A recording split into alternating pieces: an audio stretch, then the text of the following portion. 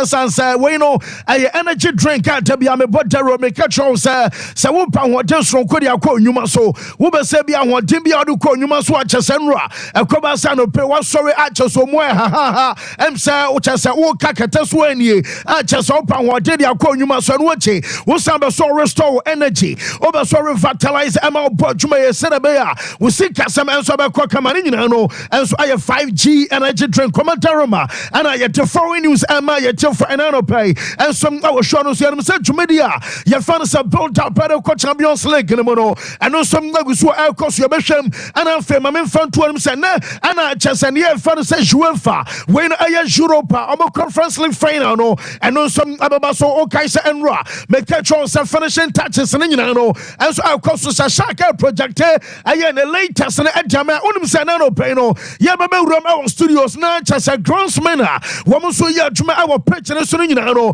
woman so add so monioma and some yeah our president so after senra nampo bibia kama I just a pitch I conducive and what environment I come and you know where I big game and come so monioma and some ground to the ocean you know and so I just a groundsman I make say woman say fast for the last time and what omo lines and it just a media I was saying no person you know woman D and also come and I will be and some our Facebook so now we monitor be so our TV this one ya take pictures and just I want something you know and some like na referee na one of Portugal fans out up dias on the kwakwadisa game and some because we and so I am match Olympiacos team no one so about area Fiorentina and I update about them I can say Olympiacos omo Greece and the match and also cause our Athens and no and some Greece and today now be an san kabia bet me team one of free Greece at a summer final and to win at the city Bia one more bomb match and some our home now so you know a neutral venue our brass and came no and some bus our pop arena you don't something in the Emma you tell for that you say yes I'm Pasabia match about Abia now you better Basabasa Sabio and I just supporters way and some anyway at the point our break of far I am to Kwasam at the buy and to the Armenian you understand security abaya tight and foe and some others of Fiorentina and some free away and Abba and watch Olympiacos about game no and some no man caso omukromo Dominion you understand security and some abaya tight and now update tabano say woman I am imagine some kwan ebia you be close a local schools na just and Quran school na aya round aya stadium baby a match na aba so nan kwan ye wo ka say bia man kwada ma school na just a hwe en hyedan si eno and some aya one omon passem bia and I feel two woman some aba so mo chasa woman the band and some aba to so say bia utifie wa plus phone call aya me an go bewura me pa go ba no dimba to me talk about 20 cities now I just call 5 Ghana masa was I Gary wo fie one of my said you want don cement no I just want to mortar go bewura yesem do delivery and some other northern part of Ayariasa Athens baby a game no and some basua and you say be our journey eba bedru ebi adwane bi anasa dia bi na wo some no place who order wo twen say be a delivery abaye adwuma ni nyina no diamensa kan some the band and some abato so na wo mo pese be a moto no be di chasa akoniaba na kwaka fasem aba no and some aye mienu afei wo mo so mo chese wo mo some aba hote aye traffic adia san ka bi ade no and some aba ba person nyina no wo mo ma chese nyoma free nempo no em say kasa wo say twam around on nyina content em say be a abema supporters no and some anya chance at the stadium and no aye chese nyoma mu go come say be a abema match no and some aye comment when nyina no aye security arrangement wo do tesa grisa and perform and some adeba be judgment our conference league final and some baso na mama akwena na fan say Chiquinho na Chiquinho ayo bi obon ball and some adema Olympiacos anra one in the coach and fan say your son Luis Mandeliba one mum you na ba premier conference player bako and some account Chiquinho ekasai na you be saying Ekwembene mo faso ewram ewa brasa match na epaso wasese do mo si bo Aston Villa game no sa no mo kom ene omonim se na wey a different opponent aya match emum abede aya match abaye hye mo nyina chi no referee no ball na abaye awase boboku a ye fa no so Olympiacos ema wiase nyina e say title no wo mo som abaso mo chi anya bia nai wo made the first aya Greek side wo mo je ne kan say Conference League ana say ana match ne besi akwa you found such a quino and some akasai game since the first minute, and we have our own idea. We play against Aston Villa, we'll give always the same energy, the same positivity. And since the first minute, we control the game, I think. And we know it will be a different game, a different opponent. Good team, a strong team, but we have, like I said, our own idea, our philosophy, and we go to the game with that mentality to win the game. Like you said, yes, na chesa no ayen sama branch fan say Chiquinho and I would tell ya dene accepts ama ya for enano pay and some our show no so me no kasa say latest I mean say ka energy ebani na say bobokua ya fan bounce am president no when you sign in the contract our update ni na no me the more abama ya for enano person from day one assembly na was second biano medical the ababa to wanim dada time na was many janiba and what you said the itinerary and some nabesi akwa enra na mekasa was omudi kancha aye Zavi ediem ansa na manager wo som atimi asane na on nyina no ma memfanto wonim se owura no and some asane ewa brade wo hwe bien aye shark and I just what skills at the training nyina no yababa so we aye chese ne ma na no player na ye ka cho se no atam mo ko show owura no and some restaurant mo president bar ye fan se wala porter na chese ne fall e hye na motom shark o ha dwe o nya aseti the assignment to me come be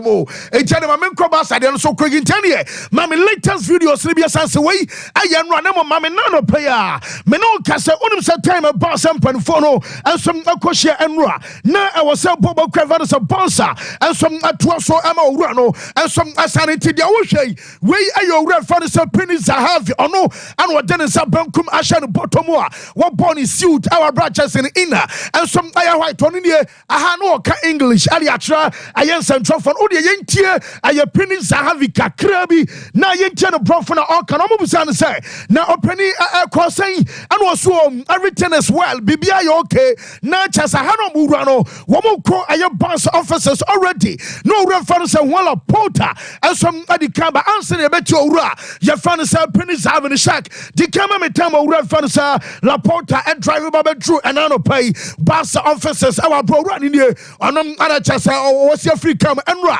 no kita file and what the am saying in the case ketwa bi that bag where me say yen some basa yen some rough our bro ye fan sala porter and some anababa drew office and player wonom adi kan ansa na owura na ye fan say penny zahavi and some abantima me zahavi so buy no na fa yentie agent ma coach ye fan anse fleka hey yentie owura ne kakra bi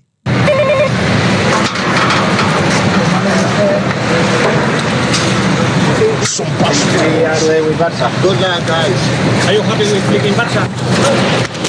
Are you happy? Everything is okay. Are you happy? Yes, ain't running out chesa or to chasa good luck guys or Ramuna chasa na diana to say everything is okay penny zavi any ain't am performing in our buy woman in our baby I'm a German second in so ra you found sa flick when you're signing a contract no until 2026 at the Amasaida you found sa bonsa and chebia announcement ababa announcement I was ban a official announcement ya chance a bonsa for no and some abaya na and our process as a flick abaya mo manager German second in say nisi kasam omote so as a bonsa sikasam enye sankaka sikadia anka flick ama ya juman ama bobokua your friend Barcelona essence one opportunity numpo one some actually assess on sign namum German national team kokochi no enyoma baku mienu miensam na ka ho a ama no jumadi ankon kan ntino anama Barca jumadi de wache enti sene ready ka beto twasa wobeje 3 million euros a season no ebia woje La Liga sika wobeje woje Champions League or amount wobeje ni nyina no yesem owura na aje aye salary chese ne aka say cut and sana wono so ababa sign contract no na German can say wo me yesan ka bia de kan say press conference no enom ababa so na enye say eje say bia in the coming weeks essence okay a me de beto dwana no ya ma me catch us a press conference no omo mane nye essence omo mane ya ebia Xavi ensensam ababa p enti omo me na kwakwa no chese ebia on Barca social media team and I say bia Barca media team no ebe kase na mom so be face and central for party emma so now what's any contract no kwawie no report to me say can say obe fly I go back to Germany. Was I go Germany or Coco Bobuano ho? Nanchas one abba or Cobuano ho. One some abaning no. A year later, ebia the month of July. Yera June, July, and Ora. Your father sounds a flick. Abasaba to Barcelona. Then probably started in Chumatier and some Adama bus at Timon Ewa Brano and some I update about one something no. Yet the Emia for Anano pay and some our shoulders on a bossa.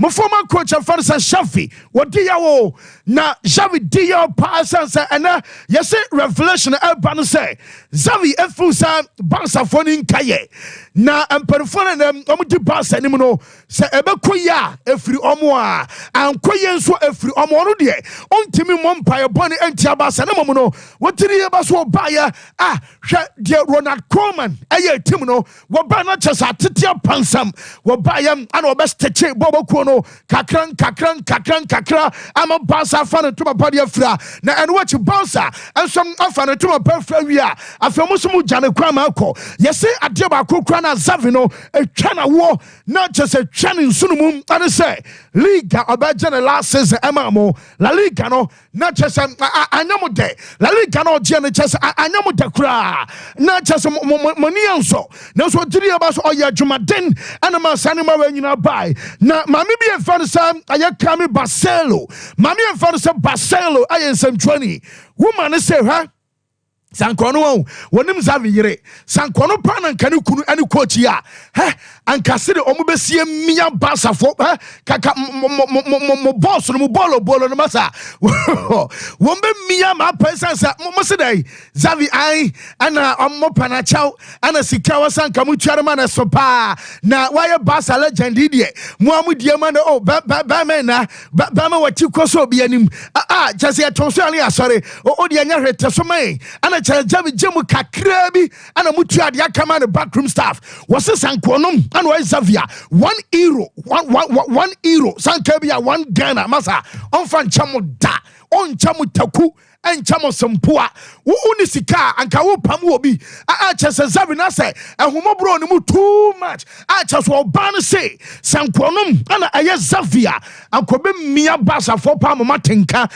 chese ne nyina na kakra free ho ensom na te aba ho nsam ne nyina no ye te am ye tefana German can say enye say bia Xavi akokasa Robert Lewandowski wo mo pam na emanenko ana say bia mo nton na emanenko ne mom mete say revelation and say wow Barca matches piano and from this season kwa from last season and a koba say Sanio man start here on say Lamine Yamal enya bona say bia wan pass Lewandowski na say pe aye Lewandowski reaction utum sa so to nsa na buafu wu kai say mra bi kra no wo koye interview so movie na mom pass bon emma no na chas wo de akodan no and Ferran Torres money ade yes Sanio man na kwaso no nyina no na manager for say Xavi and some are complaining. I can't try to say on person because almost susa. Now I say word as Xavi you see and say or real fan say Lewandowski. Only a deaf fan say empathy. You can say empathy. Unibia. Now say bia. Unfa un sheni pan shoes mu. Say I'm can say kebia. If I found sheni pan problem say sankaya wa. Enti almost one say uya kwadana. Wo banan kebia age. I say Lamine Yamal. And you be no mu do watam. No mu tian. omu now ye duru ba bi afa wo hye nipa no mpaboam na wo sɛ nneɛma ensom asitie yɛsɛ saa nneɛma no nyina no coach ne ka hen ensom ade Charlie Van Dosky sɛ sɛ o sinin nkwadaa ne edili no na ne nje oyɛ too demanding and what just one nkwadaa no ɔman nkɔfa ɛwɔ fam akyɛsɛ ha dwene boss akra na yɛ no mpokwa no tone a wɔde kasa ho nso betumi aka kyerɛ ah ne deɛ no wayɛ yi ɛne yɛ kasa baako masa deɛ na wayɛ yi ɛno nso watuma sɛ enti tone no kra ne tempo na wɔde kasa akwadaa no ho no difference ɛwɔ akyɛsɛ no ɛka ho biem yɛsɛ no nyina no wantie ɛno nti anana manager ne fu so stay a ɛno nso abɛha adwen amene kasa no nyina no ɛnom ɛyɛ update ɛba na oko bouncer as of now player na nanka Zafi ɛnso atagete no yɛsɛ still oko mu scale of preference no so a who can the most pressing need adeɛ baako pa ba sɛ hi ɔmo yɛ pa ɔmo sika sɛsie so ɔmo nkɔfɔ bi mmra ɛdasom ɛyɛ Nico Williams wei ɛyɛ Nick Williams ɛnua kumana yɛfa no sɛ Nico Williams no wɔnom ana asom na report amensa kan sɛ wɔda so ayɛ priority ɛnso adema bounce ɛwɔ brawe no ɛnso prioritario na kyɛsɛ boy no ɛnso priority adema side yɛfa no Barcelona Champions League game ɛba so na manager fa no Ancelotti sɛ woduru Madrid abibia concentration Bibia, I concentration as answer. Woman come on moody and on some your more canino. Woman fool says, Omoyasha Haya, one shot Dortmund, a bet me a Jane, a bassa Okaisa, woman Chelsea la Decima, Eche, I am many J and a bedroom 10th, Adema Omanano, was San GBM, almost as almost a poya. Woman never saw me to come 15. Now, Omtidi Bassa many J, and so and a bet me a J, and Sunny Ancelotti and a best Sajmanadia. I was so focused and I kama manager ne say a bread tatwo I was soon yepsa ono baby wadri anka baby odri ani jane seri ankoa wo sika obibi abi na mama bra wo soon ye ensom aye dana Tony Cruz abeka bye bye or say goodbye ensom anima tim no masa na fe bama aye mra wo ho hwe anya ye wo bono ni ana kyesani su aba a kyesani nyina no na ayade se han pa na do be so kan nyina no se ha nyame yarama Saturday sa Real Madrid eje UEFA Champions League ensom ade so mo na so no Barca Bayers ever celebrate one de la Liga title and some aside the Champions League gane kanwa wono Ancelotti obe diasapa wobe sa tonum awo tonum adiasa sadano and some our Bayers so yeso run kwa Philly Madrid kwa no brutanti akoba se bia dachi bia or retire on kwatena Italy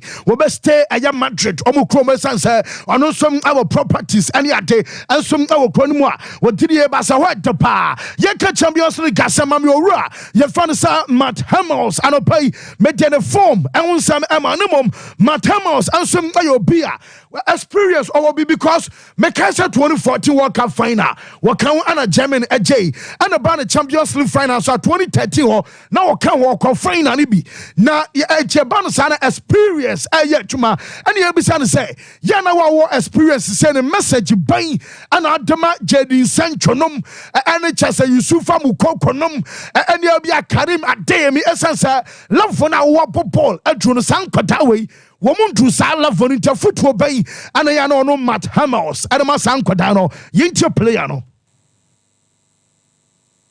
pitch. The good thing is I now have the experience of these games, but I have to be honest, like when I played first the Champions League final or the World Cup final, it was really like overwhelming, you know. It's a different feeling. It's even the semi-final games at these stages are big, but it's even way bigger when you head to the final, when you know just the whole world watching and everything is on stake at this 90 minutes and this 90 minutes. So I try to talk to the guys that they may have this feeling, maybe some of the players don't, but if it comes, just try to find your way into the game, that it feels natural, because we know the feeling of being on the pitch, 11 against 11, 90 minutes. This doesn't change. So the sooner you get like in your natural feeling on the pitch, the better it is. So I know about that. I hope the guys don't get overwhelmed by that feeling, because I'm pretty sure most of them will feel it. But yeah, it's also a great thing to feel, because that's what these are the games that we train for, you know, that you dream of as a child. And when they come to reality, you have to grab the opportunity. Yes, I know I am some branch of fans, Matamos, and I'll tell you, then excepts Emma Wokaisa and Ramaya stories here.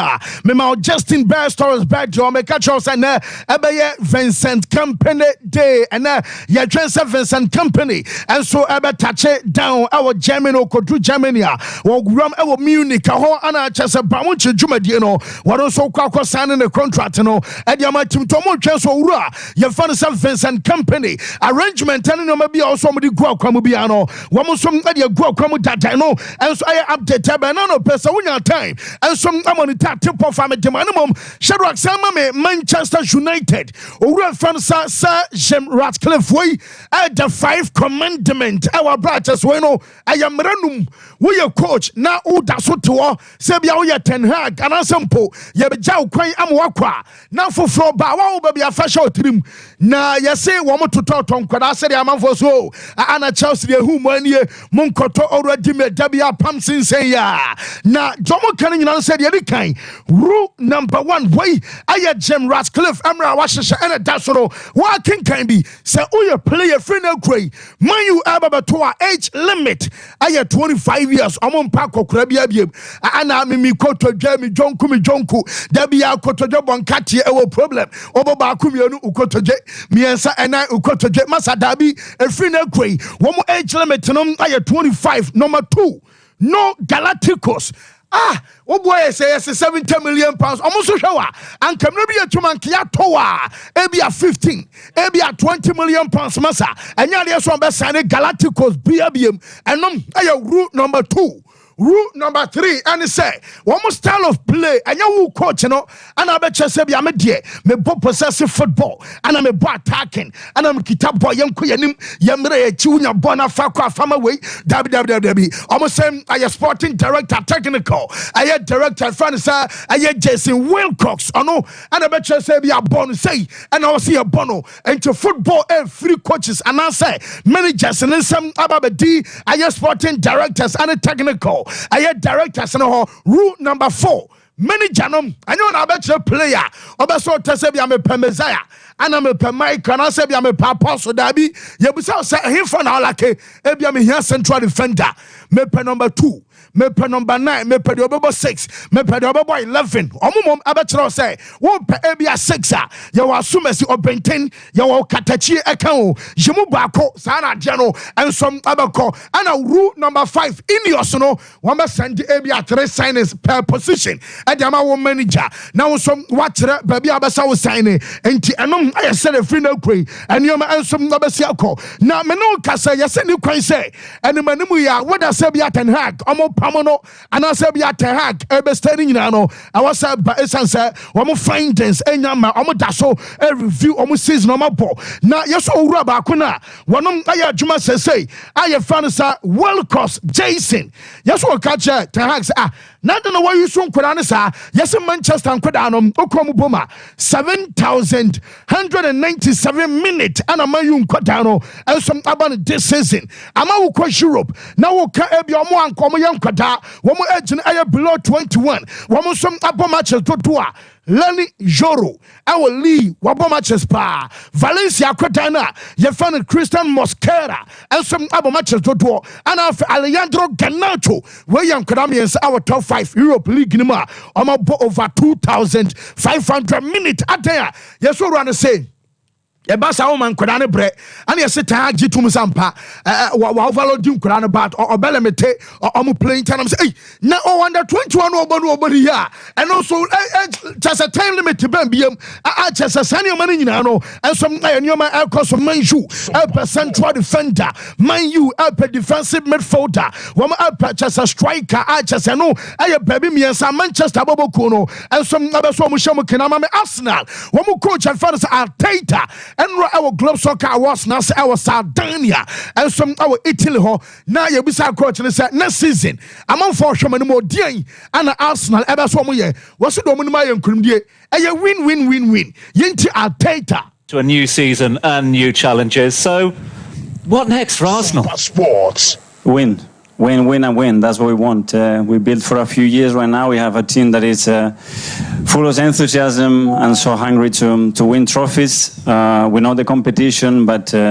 we believe we can do it, so we're going to give it a real go. But a lot of people looking to a new season. Yes, I know I am one Casamu manager already. I may yaw, I am an American. More manager say a win. I just said, Yamia, my next season, more GB, BRB, Eddie Simon. So now, Medicandia, 20 still strike, and that's so I just have target. I'm a Bobokua. You find Arsenal can be also. Woman to be Ababa Babashim. Now, Jamaican and goalkeeper. You find Alison Becker story. I'm a German price. Saudi Arabia for a penano. Yes, a Buena Gianni 2-2. Now, say Ebia Mohamed Salah A stay. I'm a Van Dijk as a stay there. I like listen goalkeeper now. You find say Alison Becker and so Abatana when it be alcohol. I just know some few goalkeeper no. Now, swear deba on him some bouncer player. You find Luis Diaz bouncer for no. Woman himself can be a some motor. Any Liverpool aquada. Luis Diaz now bouncer. Woman just say yes, it can be almost on my first one. Boy, we ever feel Liverpool about Barca piano. Woman so bas one year. And a Liverpool fan also say now major enemy nibi when and what day. I just I could on my country be as well. And will be also castle or tongue. And I know say Unimria. Unim namo ninchen peto masa wanumunya odenchen obia enti akwada ne betena watu omoso tetente womunya ne mfane ma obia e wa bra Luis Diaz no enso ebeste Argentina e twen Chelsea for say amobeka ju e de ache chesomanya e Argentina sanse enso Fernandes ananria wakwa surgery abeso wokọ Olympic Games ni bi se Chelsea aka ane dia ane oboy no ebenya chance akwakobo enso am Argentina Olympic team no na can say Victor Osimhen and Komomedipi na they are chota dada. Na me no can say report to me yan so Osimhen no yaso momo brand in abeka chos enye team bia aye Chelsea ana akwadano enso baso obo ne dai so no so obehye Chelsea agency Victor Osimhen aye obsessed so no enso abadwani team no me can represent Chelsea epe goalkeeper me bo via wo goalkeeper no di HL FC Porto wo goalkeeper phone Diogo Costa na Diogo Costa enso ababe obia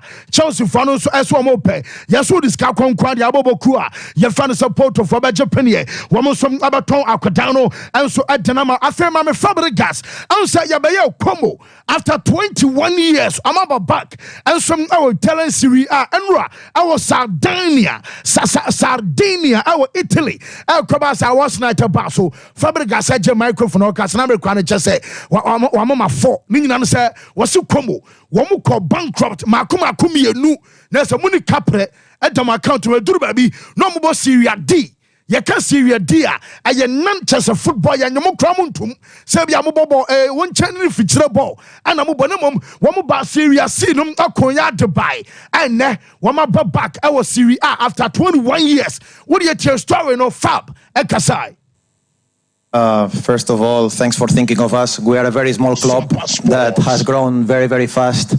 For just a few words for someone who doesn't know about Como, 1907, 21 years ago we were in Serie A. Then the club has been bankrupt 3 times. So obviously 5 years ago when the new owners bought the club, the fans didn't really believe that anything special would happen. So, yeah, from Serie D, 4 years ago, non-professional football, to now to Serie A. I think it represents this name very well, a great comeback. And I'm very happy for the fans, for the people of Como, because they suffered a lot. And they obviously had difficult moments. Last year when I arrived in the team, we didn't have a training ground. We had to train Mondays somewhere, Tuesdays to another place. We didn't have restaurants where to eat. We couldn't sometimes travel in good conditions. And yeah, here we go. Masa are won to any yes bema hwe ase ana chesanye wa wie ano no achia na mui obi krase abukuranke but we dey utu any Monday or baby na kotu any Tuesday or baby a na say ye class no komo ya dey pound to komo moma komo dey na enhyam nkura na chese no e update ba no awotesa apostle e ka chose rematch ababa so esi dey menya no say wo mo dey akwa 21st December our Saudi Arabia Alexander Usyk and Tyson Fury masa o sam ye body atosu me ya beti yen county ya body as I know the number open it I no me say na bibia find here okay tight I say you say wo bibia yen intem say see am Mr. Chinji time aso I feel Ashasi. I feel Ashasi. Fancy. It's serious. Fancy song where the Nyame adum kakra any day. Yes. I mean I'm born a bomb me. Aye. Yes, Ebo bow. Apostle no my own na few. Ebo bow. Nye wa kono no. Ebo bow. Was your crowd ba? Fancy. And nkomodi dia hodo na wo ho. Ba yen hye nkomo na sem free say. Enra ana James Daka out throw them at the Telegraph. This story be about say very likely say I'm Manchester United on be drop the Aba Conference League. Now we yes I say Chelsea for ne bubo asiri he say e wa bontin hu say there be say Manchester United for ne free Europa League no mu dia omo bejo ma de na Manchester United a drop the Conference League. Ni padodo na anti ase e was asem we say mu ene omo hunu mu was asem we say mu no ebi mo adwen we omo ntanta kakra say Omo team beat is Manchester City a. Omo ye multi-club model with Girona. Na omo mienu ni na qualify for Champions League. And then yenka omo dey Manchester United there. No crane say City will also have to prove on Monday. Say between omo any Girona no, omo honest no any decisive influence. E won yo omo yemu to play the UEFA Champions League. And your Manchester United and Kwana also prove this particular thing. Last season, USG, I know Belgium, and Brighton and Hove Albion, Tony Bloom, had to prove, sir, no, almost so many decisive influence be on you, also more structures. That means I was any president of the club, chief executive of the club, Nyoma be a take administrative activities, day-to-day activities of the company no also mu prove say enya Tony Bloom ni na head it's a different original chamber baby and team it will accounting more a be separate legal entity while the activities of the owner ni different from the company. It is a osha Tony Bloom ni be prove ya che UEFA say US junior mo mu ye nyina me Tony Bloom no me different from activities no me despite say me majority day owner. Aston Villa had to also prove the same thing last season in the UEFA in the Europa League now Conference League no mokoboy no intina sanyoma we nyina akoso but o check share Manchester United Nice emu de na de manfo wo gidie se da bi ade we betime create problem ni fancy on say ye fa UEFA rules na ento screen so nyina ye hwa ade ne nka ade bi hwe kakra na o UEFA rules na Article 5 integrity of the competition multi-club ownership 5.0 and Article 5 to ensure the integrity of the UEFA club competitions, that is UEFA Champions League, Europa League and UEFA Conference League. The following criteria must apply. The Edikai, no club participating in a UEFA club competition may either directly or indirectly 1. Hold or deal in the securities or shares of any other club participating in a club UEFA club competition. Any kwai say would know tintimamu and also what shares be our club bi mu abra wonim say bia mu mienu nyina UEFA club competitions mo also mobo. It also open baby do hu gina. Be a member of any other club participating in a UEFA club competition. Any kwai say wo club fufuro bia ono so ebe UEFA club competition.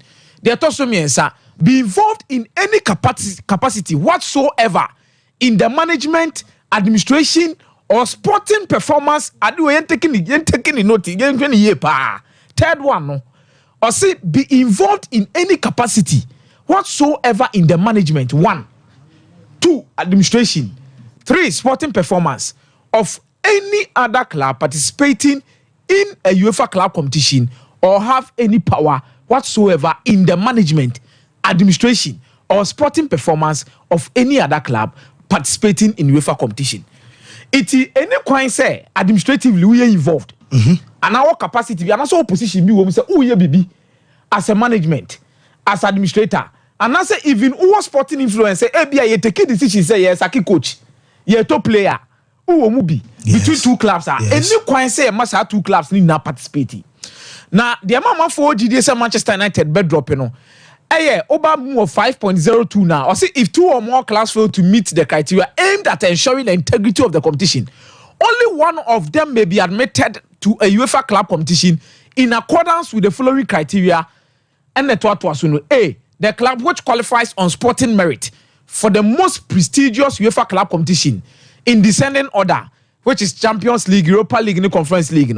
The club which was ranked highest in the domestic championship between Nice and Manchester United. Nice at also faith. Okay. And what the French League are. And the French League are also faith automatically a domestic league. Oko the Europa League straight. Manchester United over domestic league now. And you want to toss faith and I said. Manchester United toss 8th. So with the domestic league, Manchester United does not qualify. And you through the FA Cup winner, Manchester United winning the Diomakwa Day.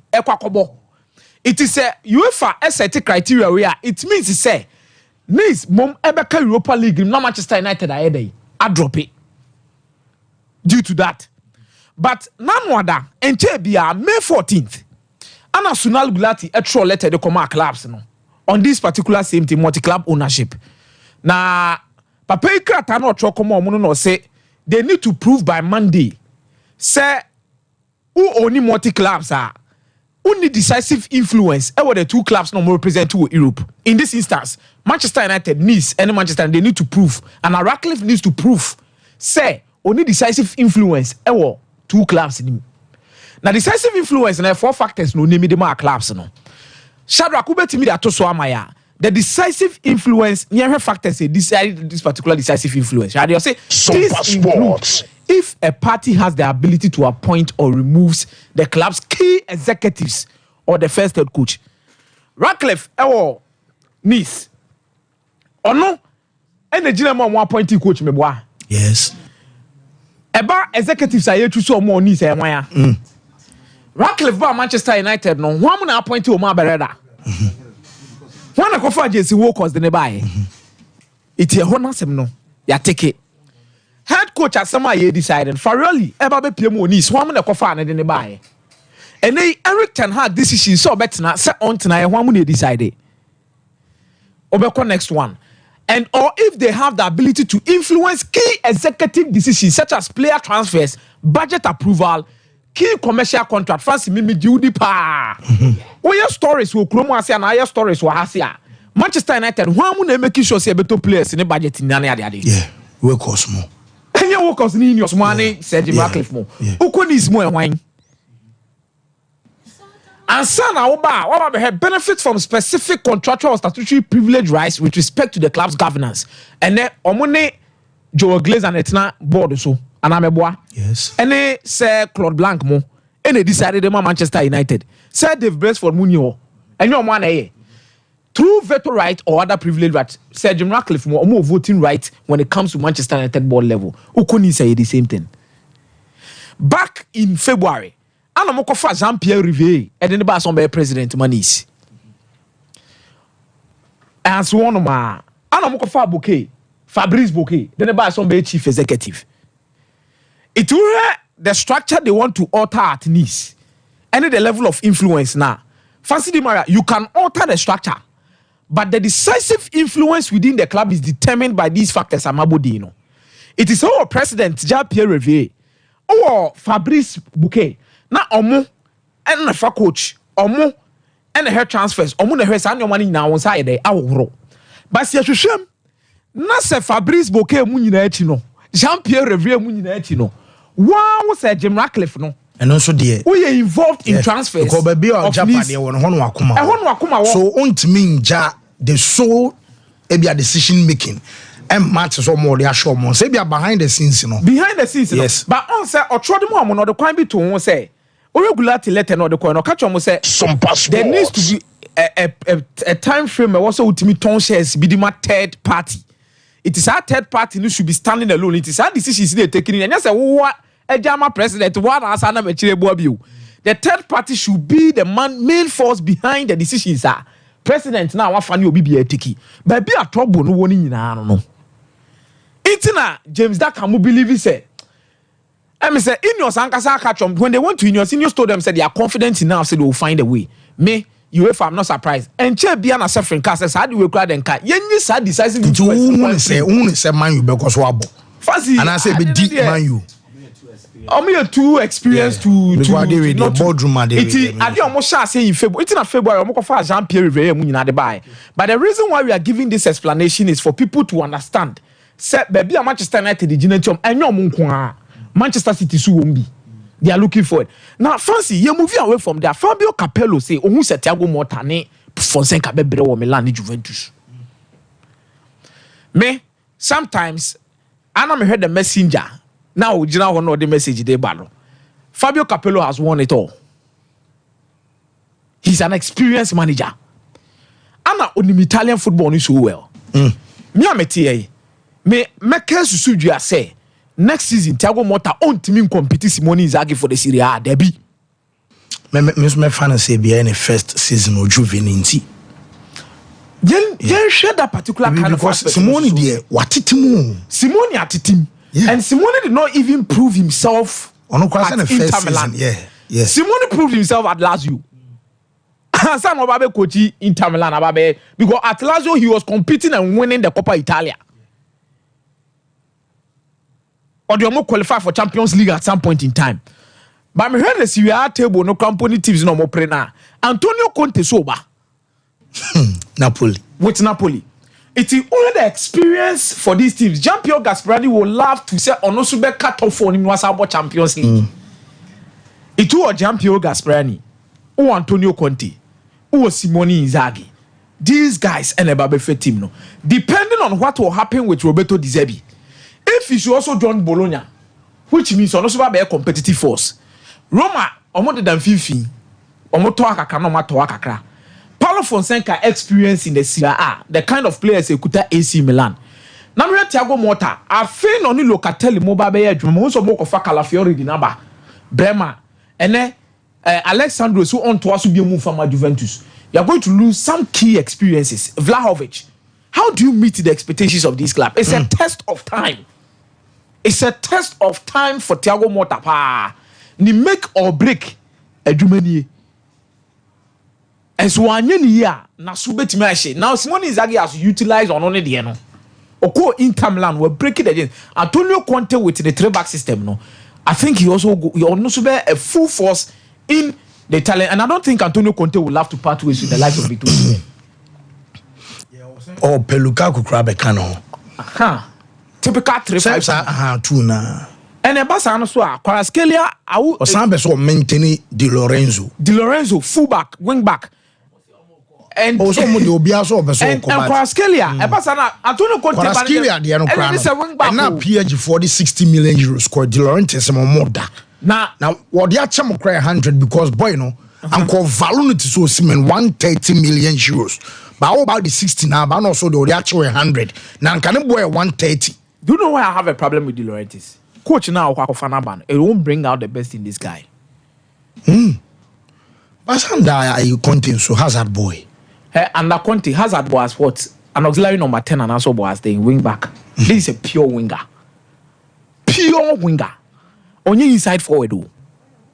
Kvaratskhelia is the old-fashioned winger. 11, 37. Sompa Sports.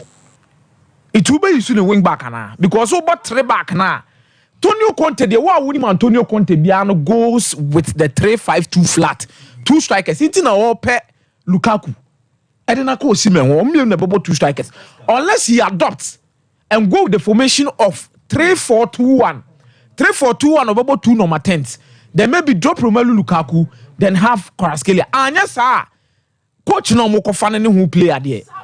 And the Laurentiis there. Sompa.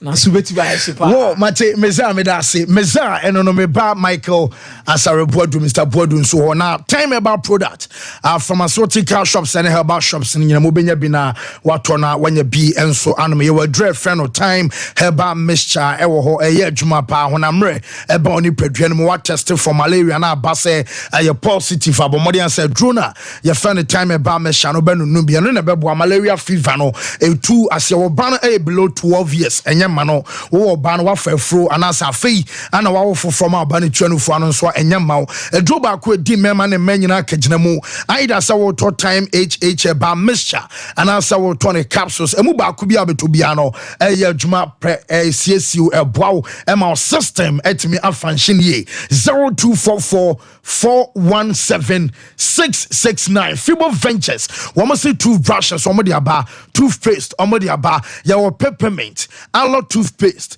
get clear and afri fresh herbal toothpaste your brand brushes nso a obenya Ashford Galaxy Ashford Evidence Ashford Executive afei your prince and princess and I am kwada na de abema de wom and oban so de account brush no when nika into ban no abrebi oba brush ni tita no pa ene anajo ansa no akompaso basa wonum eye hwame boss ho by my gam enso enya hodema pa ma seno enso enya baby si fibo prebi ewo pose golina fi use b ewo fie 0200 600 934 0241 545646 Mike, so here. Fancy Yamiadom, maybe I come na and 29th May and Sompa Sports young call a betway.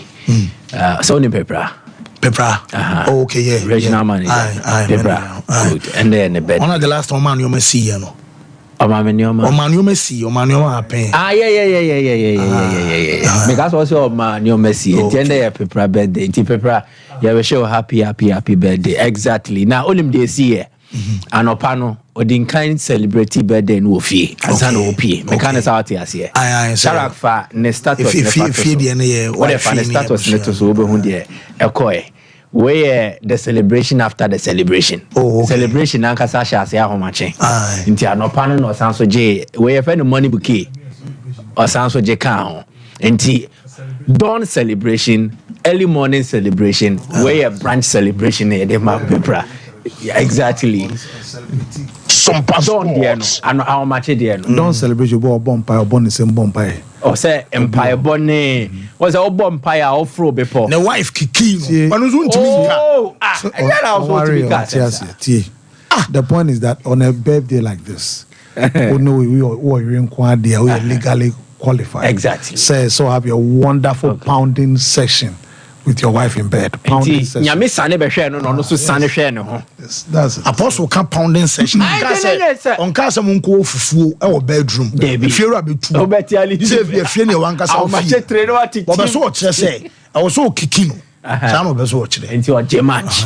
Correct. Into how much no paper J match. Into a J match no PA free fee na or PA free in the room now. Na flower bouquet ne sanso ho. Enti ended there was sepen ho papa birthday no so one to also NDB one no. Oh, okay. Because there why ya the basic 9 o'clock you fancy. Then Yankopon be ya no why am I be more match birthday didn't be here. That's the most important. Then Yankopon be ya ma pepra no why enti pepra happy birthday fantastic personality enti ya we show the best enti enda no what you when we but any no dodo na and Samson to us on Yankopon shira and the best of health and Sompa Sports.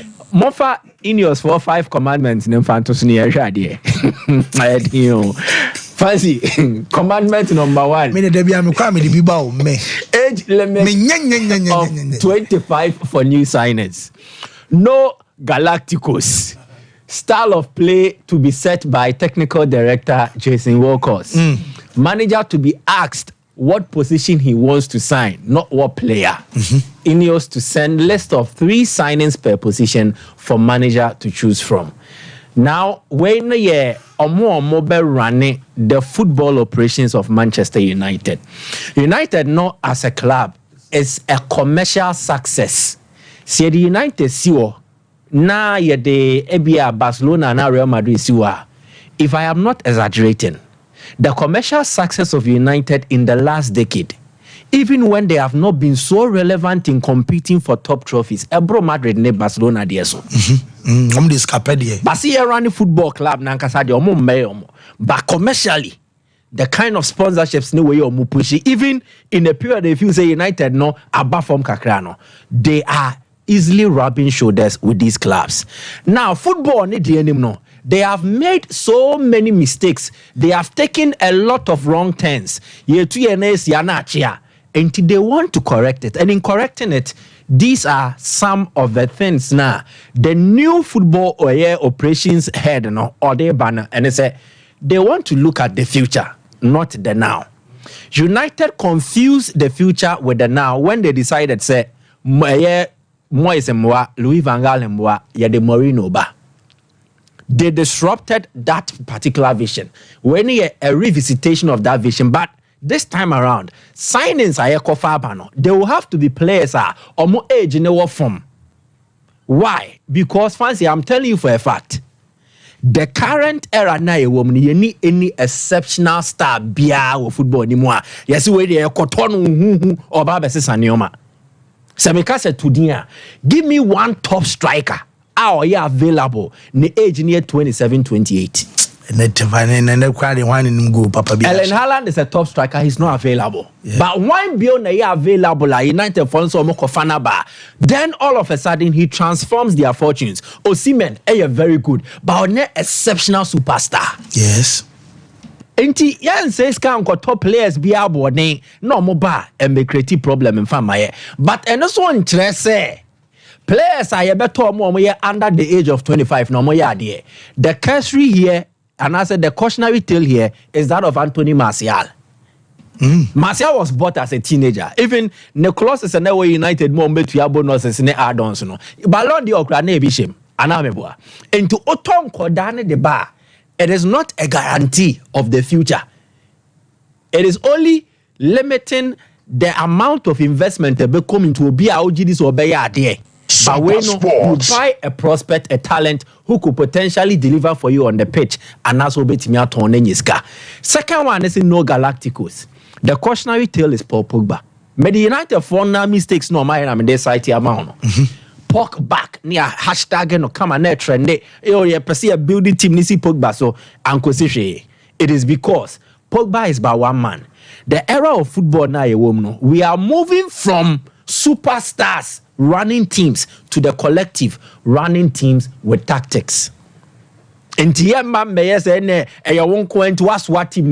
also no. Now they will preach togetherness, they will preach collectivity. Say and the results in the deba. So United Nankasa, if they look within, there are cautionary tales that they can draw inspiration from. Angel Di Maria. Into a stars ni bidiaba. Yakika ma bomba they couldn't deliver. Sompa Sports. Romelu Lukaku. Until they feel the time now is not to look at names and reputations, but rather at attributes and potential. Then out to me, player away, player ni di yasi no Oxiakup. Oh, and any didn't know, but then no only free kick boy say numbers ni, and that is where United want to enter. So they want to deal more with data than just reputation and names. Style of play will be set by the technical director, Jason Walkers. One, if you want to run a club, and fancy way no a cast across even Ghana account. Yes. So Walkers are would coach in Kuedia. Na coach no any papa po good team no ako. I'm telling you for a fact. So would I coaches any recruitment, coaches entre kwanya club never fast for the ball. Bob papa bia o team nim.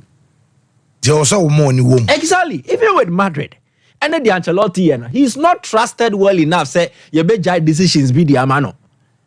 Also, per Hurricane, Florentino Perez or the or per wine cane.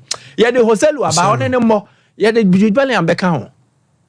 So if you leave coaches alone, why you make good team? You judge Ten Hag and Kokofa where goes the nearby. Anameboa. Good. You judge Ten Hag. Look at some of the signings that were made. He pushed for Amrabat Sofian. Sofian by went to me and get Giovanni. So now clubs are moving from the period that I say, oh, where the Ginidiam or Yadiamanti, Mourinho so a player when you offer the apprentice. Now there are no Mourinhos. Pep no or your own class. But even with Pep, any recommendations or making any no about. Pep did not signal the Doku signing. And you're on the cast of Doku. A City Football Group near the Dokuba.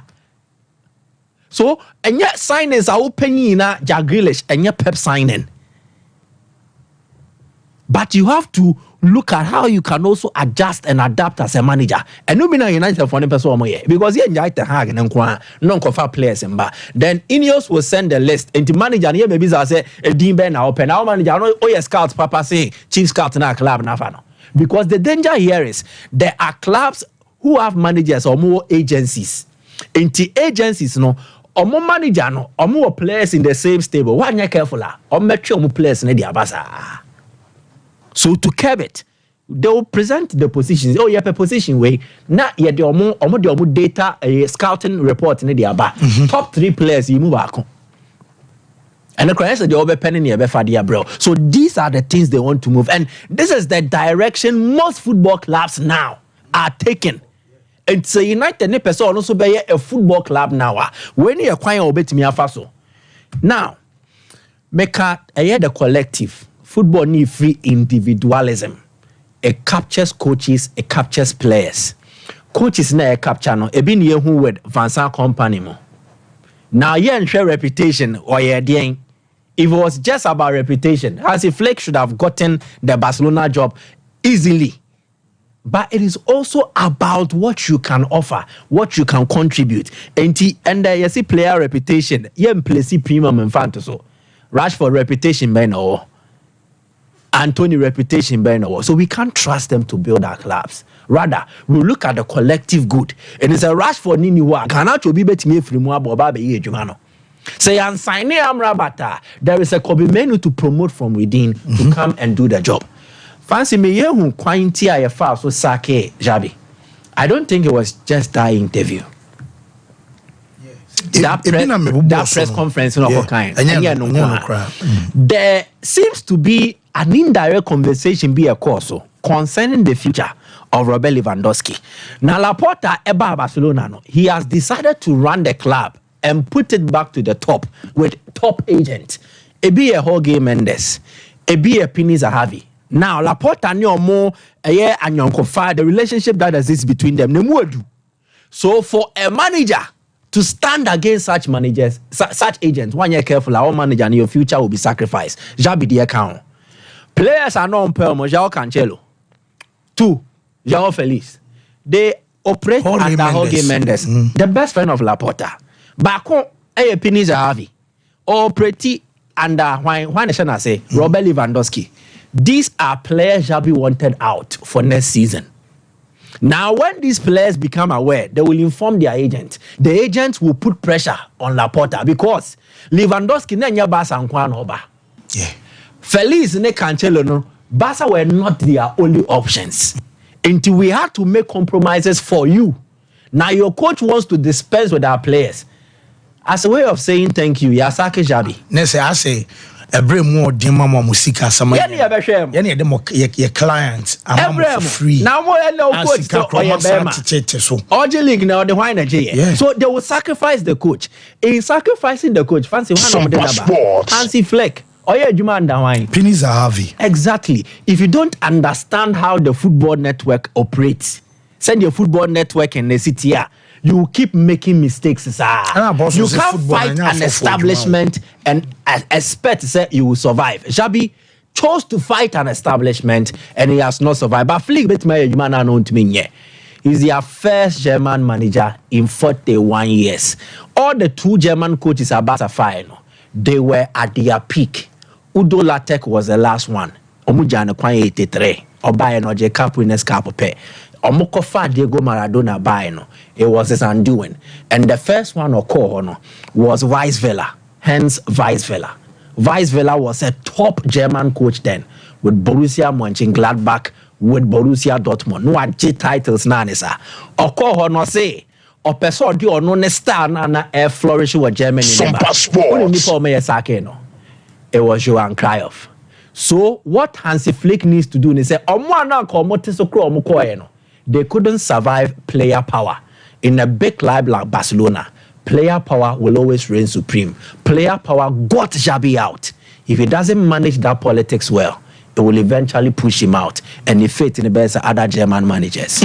Well, Mike, me that say, me back also on our conference league, you know, and then so final game, me back so me say I'm for be paid the idea.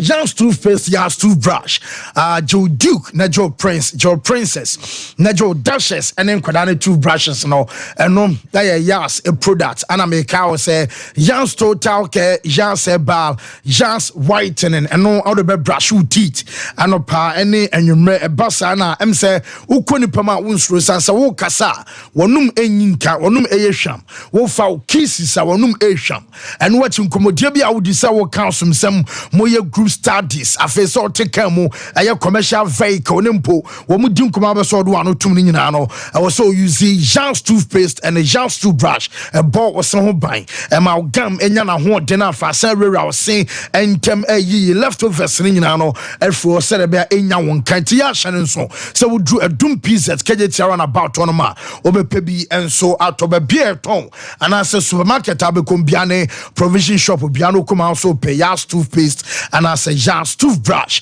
0501 390337 0501 390338 na one openino enso enkasa Joya Resano ewo 21st clinic ehona baba je waya say you two ya de na siama na ye expert in sciatic and dabia make sure so sciatic nerves in tinina eno efa wo dompe na ewo wachi kase mu ba chese wo to ase eba wo siremu wo 9 kokom eno Achilles one nyina no se emu ya ya na emu twitwon emu tutu ama nantempo ya odin da bia wote ya wo bobna o bon sanwa 21st clinic ase yen kancho sabra na bra ba je wire sa efro the machine aba ya massage body ultrasound services akoso and for modern laboratory and so over 15 branches and your Ghana wo Kumasi Sha overseas junction obehu yan oboas aye council quarters court junction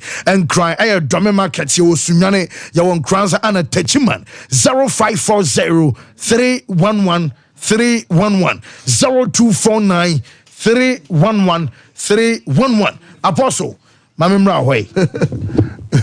What's the book order? Oh, Madame Fonodi the birthday. A very good guy, solid. Prepared a very solid guy, very humble guy, and always smiling.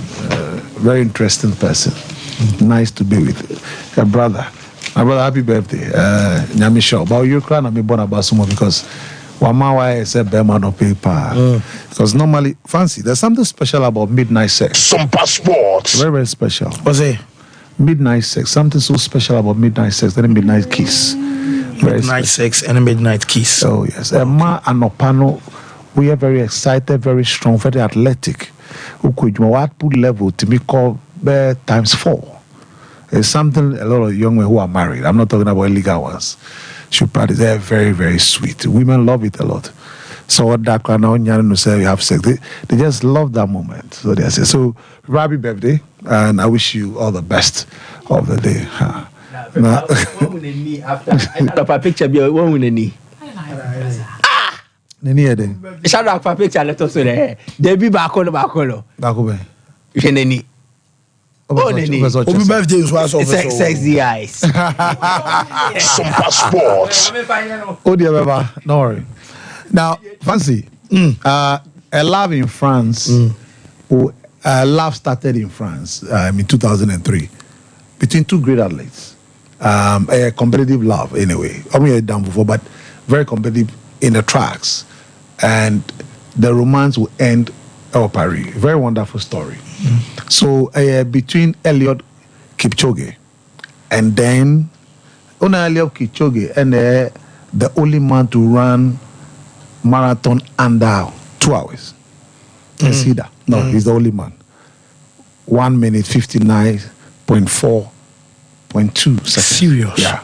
And see that he's the only man. Now, Ono and Kenenisa Bekele have had a wonderful competitive time in the tracks. 1 in 10,000 meters, 2 marathon. But Kipchoge is more successful in a marathon than Kenenisa Bekele. So in 2003, where it all started, Paris, that was the World Athletics Championship. You have, so that was now very competitive to the extent that, and anytime they meet, determined by the penultimate round, either last 2 laps or last lap. So that's what we are watching now. We are also to the extent that it had to take the bell to separate them. That was when you say Eliud Kipchoge. So at that time, there was Salah Hozu from Morocco, who became part of the trio. This race, 2004, in Paris, was won by Eliud Kipchoge. And then Hakam El Garouche of Morocco. In fact, Hakam El Garouche, the last 2 laps, was able to outlap Abrantia friend Kenenisa Bekele. So it was Eliud Kipchoge, Hakam El Garouche silver, and then Kenenisa Bekele third. Now, Ombe Twasu, again in 2004 Athens Olympics. Now, 2004 Athens Olympics, don't forget at that time, now Kenenisa Bekele was the record holder for 5,000 meters, 12.37.35. But he came up against a Moroccan who was daring and then was a wonderful blistering pace over the final 2 laps in Hakam El Garouche. The Hakam El Garouche per se party, in fact, it was close. It was Eliud Kipchoge, Hakam El Garouche, and then once again Kenenisa Bekele. Very close, very tight, but once again, the pace of Hakam El Garouche was too much for Kenenisa Bekele, who was looking on his shoulders, watching Eliud Kipchoge banner.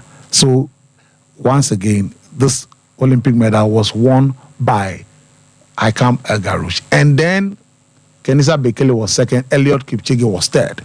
So the competition continues.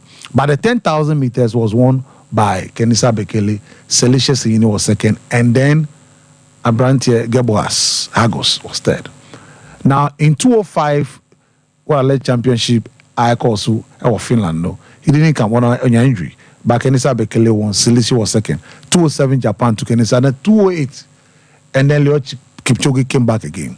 208 was a year when Hakam El Garouche was not partaking in the 5,000 meters and the 10,000 meters. So now the road was for Kenenisa. This was in China. Kenenisa Bekele tight again with Eliud Kipchoge. Very close. Normally we go a race. In fact, was so tight. And then at the end of the day, Kenenisa Bekele won again. And this time, Eliud Kipchoge is second. Now, they have the 10,000 meters. Unfortunately, Nanka or caught, but just doing the warm-up track before he came to the main track, and Onya an injury. So he pulled out of the 2008, and then Kenenisa Bekele went and won the gold, and Celicia Sihine. Celicia Sihine a top athlete, 10,000. But unfortunately, Debiano or the shadows of Kenenisa Bekele, and then Hagos Michael won the third. Now, Adiashi Kenenisa Bekele in all his career, out of this, and for him, Olympic gold double, 5,000, 10,000. And was a more far the same thing, 2012, 2016.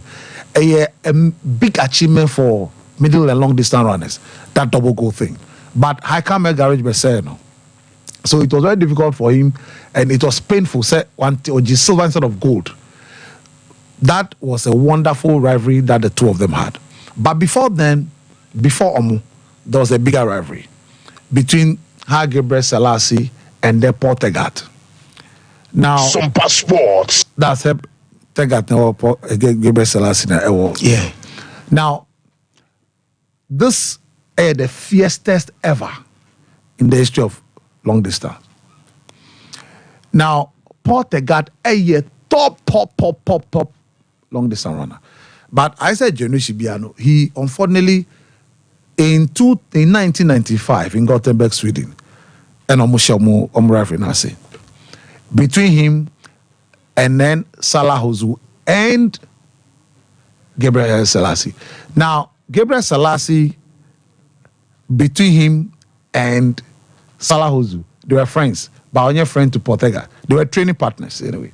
Tiana Oma Salah Hozu a blocking man, especially from the middle distance running, tried to block him so I paved way for him. In Gothenburg, he did the same thing.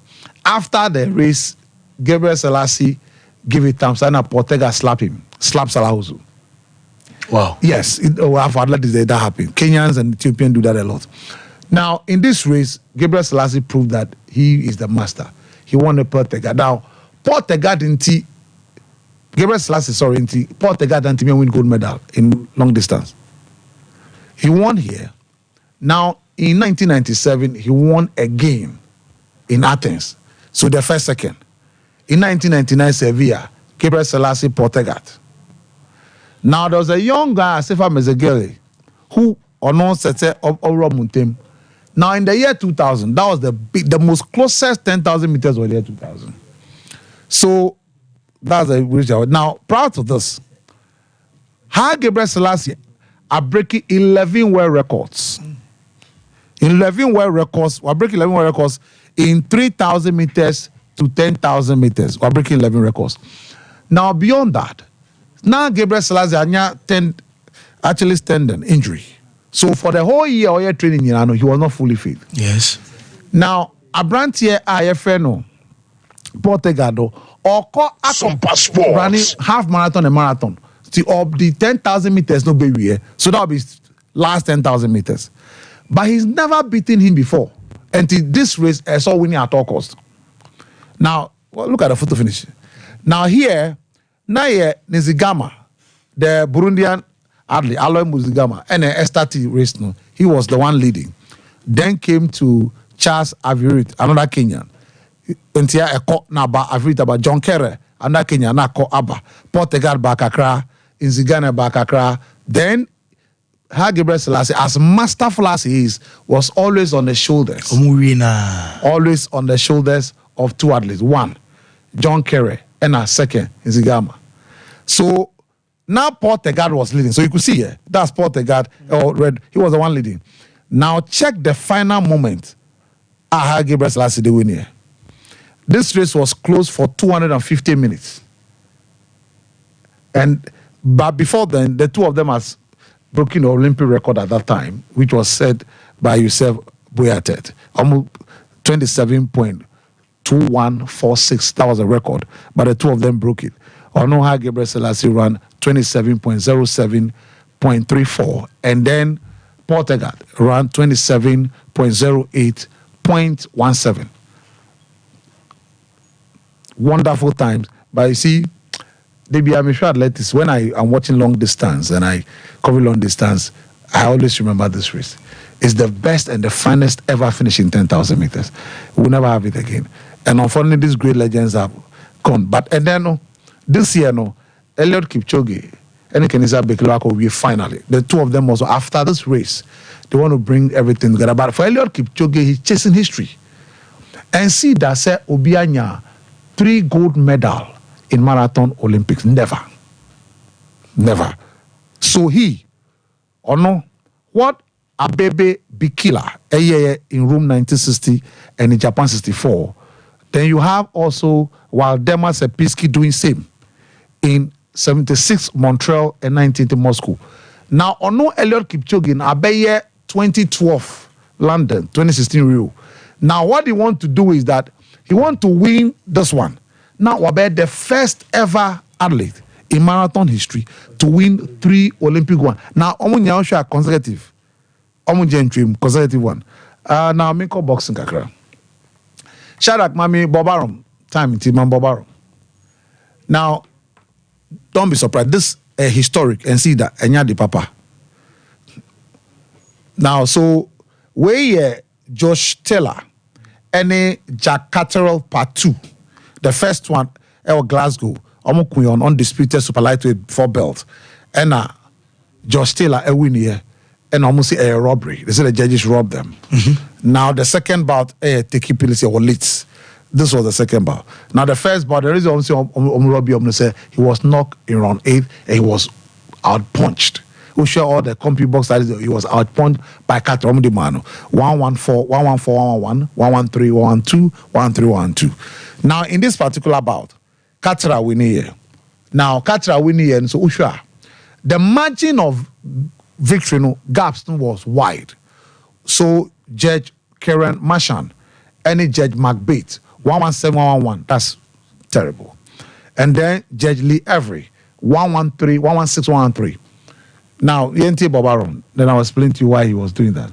Scorecards were a disgrace, were an absolute disgrace. And I really feel sorry for Josh. I thought he won the fight. but those scorecards were ridiculous. And that's... Now, Uyi Donkina, he is the second biggest promoter ever in the history of boxing. He has been doing boxing. He's a renowned lawyer. I've been doing boxing for over 60 years. I won the bout. A close bout. So he's right. And nothing at the end on only box and I just catch on. I can't say. I'll tell you what, I love Scotland, but justice was served tonight, that's for sure. 2 years ago, this man should have been the undisputed world champion. And it doesn't matter because tonight he wins, but he should have the belt round his waist. That was a brilliant fight. You know, you heard Joe McAnally say earlier in the week, the first fight was a bit of a stinker. It was. That was a tremendous battle. Josh came back in the back half of the fight. Jack closed well, he boxed beautifully at times, made him miss all the time. Two tremendous fighters. And I know that, you know, the loss of the undisputed championship, you can never take away that pain. But so, the credit said, scorecard was terrible. Yes, but scorecards no engine. What do you say? Look, that's sure. Look, the scorecards was terrible because close fight. We are looking at 115, 113, 114, 112, 111. Yes, so that makes sense because bad near close, but they are no, and no bet me answer. But we no and yes, and so for the two promoters to agree. It means that now, in fact, the first bout, for instance, British Boxing Board of Control say investigating the first bout, I robbery no. But I don't know, we know, is it because it's a British? I don't know, we don't investigate it. So it was a very terrible, but a promoter like that, you don't do that. But emotions and a passion, the amount in the end, something like Chelsea, maybe I know when you might. Whoa, Matthew Apostle, me that say, you could break up. Cloud internet, open stable internet connection, open fast, they're reliable, affordable internet, entertain corral of arches a connection, no, a kamempo uo crooked one, we need to say be a city crack and see anymore. Now open internet, I use the fee, and answer mama Wi-Fi, yabema be hotspot, yabema be internet connectivity, CCTV camera installation, a fee, open digital security locks, and in a cloud internet, or more top high, and yet I do top high on match say, will be arbitral baby a cloud internet and pen phono, and so a war a 0244 601933 0202 699110 cloud internet. I am co break and bana yabafi.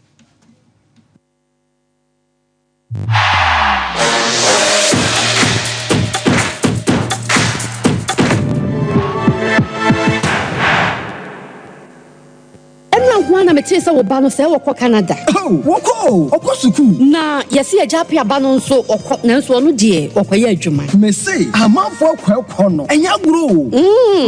Jaya no one do walk Cosano. Oh, Express Group for ya. Express Group. Yes, Express Group. Obia Nanya Bre, best or two Kaman on it dear. What do simple. If you want to study and work in abroad in any of the advanced countries like Canada, US, Australia, UK, and Germany, they will take you there. Next year visit, and now Tonswa, we'll call Dubai, Canada, UK, USA, Australia, and Germany. Numa, what do you say? Jumaswa, what do you Dubai, Qatar, and South Korea. And if you want to write an international test like IELTS, SAT, TOEFL, GRA, and GMAT, they will assist you to write. Asafu Leba, Runabout Wa, and crying. Kaneti First Light, Tema Community 18, Lashibi Goy Filling Station, Sunyani, Silver House, our High Court, Tamale, Ayama Building, Tamale Teaching Hospital, Takrade Market Circle, and our offices. Our my baby, so telephone 055-555-0067 and 0249-000448.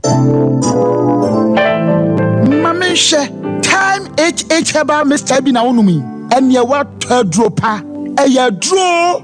Yadro say, a manipedian kwamwano enya hoden na akwatia yare and train yare and san wakwakoto fire wadro na nomno abribia Kanoga Company Limited what the time time ebedwaso wono a na the time herbal mixture e dia bedwaso akora wonyanya mfisia dumienu enum bi wopemfo ene oba wo ma akora nufo enso enum bi time herbal mixture wo benya bi over the counter medicine sellers any shop dodo na mu so wo pedodo to afre 0244 417669 0244 417669 time herbal mixture e yedro say FDA ade edwadie nkratoe atum the ones that now from toothbrush no why and toothbrush no ninya Ashford na ninya Ashford there na so evident no way who that the evidence ben ninya Ashford toothbrush. Oh sweetheart, Ashford toothbrushes no you want different types share abena dey ya mokuhu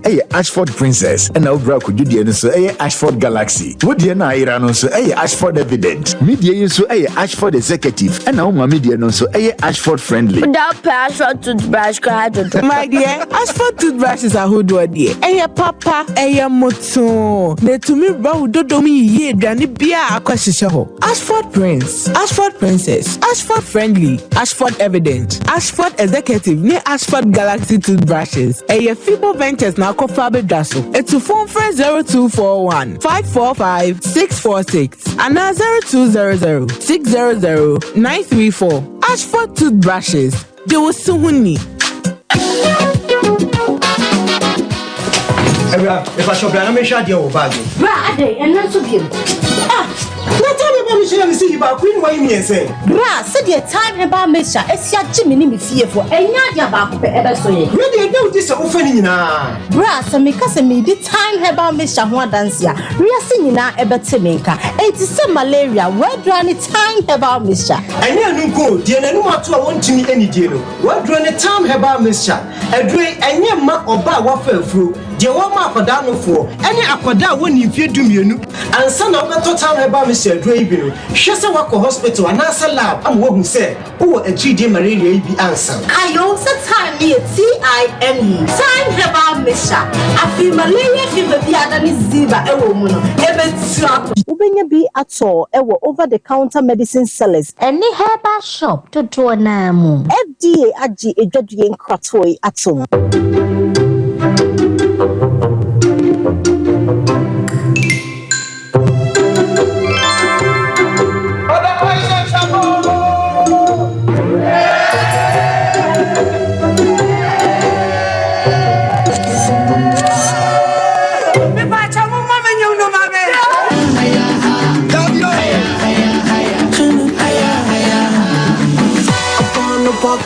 On every street, upon a ball, I'll be the world of my feet.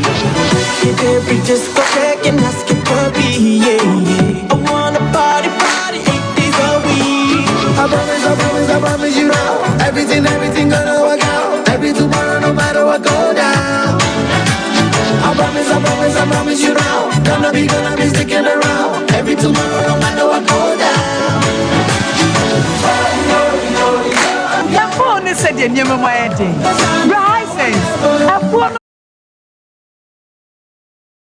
Wa ne dwumadi wo nipadua biara pom den ene na brabo mu ne hianye pa enye prekesenko nuaba ne haban bi te se kwunsusu a abonwono ne dia akeka ho no kura enwanunu ahodo a ekwa animu yi ankasa prekese ne sa nuaba yi binom ne akeka bobudi afa abefo kwan so a ye de aye prekese powder siesi nipadua na abakwa ahodo no ho ban afri mpani yade ne yade ahodo pi ho fa enkodate de ma baako freduane anopa ne anwumre anafa enkodate de ma baako ewo ne nsuhie yeti anopani anwumre wabra wadidi awie ubenya prekese powder to Kingswalk Herbal ne Heroes Herbal Accra Okesi Drug Lane Dani Herbal Kumase Mensa Takrade Mose Pharmacy ne Greenlight Pharmacy Sunwane Cash and Carry Supermarket Asantoa Herbal ne Bibidro Depot Techiman Sewa Herbal Mampong etufo mfre 0550 19 15-14 prekese powder aduane san yedro FD ahwehwe sankratu mu agi atum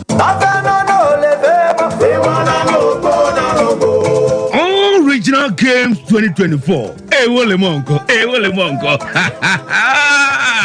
Ghana's all-time all-time top scorer, former Black Stars captain, and Samuajan, the Baby Jet at the Original Games 2024 edition of the Beshishaso Original Games, a mini Olympics. Just a man tam doing Sia walk, I will buy Ghana Muno, woman in Abesia can Ewu Ebi. Now the Chinese say, we are Babuno, so your bar and our Bema, when you finish a do a tree aircono, you are can see outdoor, Ebi any football, volleyball, arm wrestling, boxing, athletics, basketball, table tennis, and a lawn tennis. Soon Misa Gremubia, Uyadia, but what do you call your website? www.allregionalgames.com. Neko register Emma Omantamu. The Unyade registration, Ebia Ogana card, and now passport or national health insurance card or birth certificate. And on how to register. So your registration is here. Yabema data. Odeba ko mantama uomunumu. No akwaye justify your inclusion. Umadi mosanipe mantamo ebefawo. Edu aka one final tima. Wadeba the grand finale.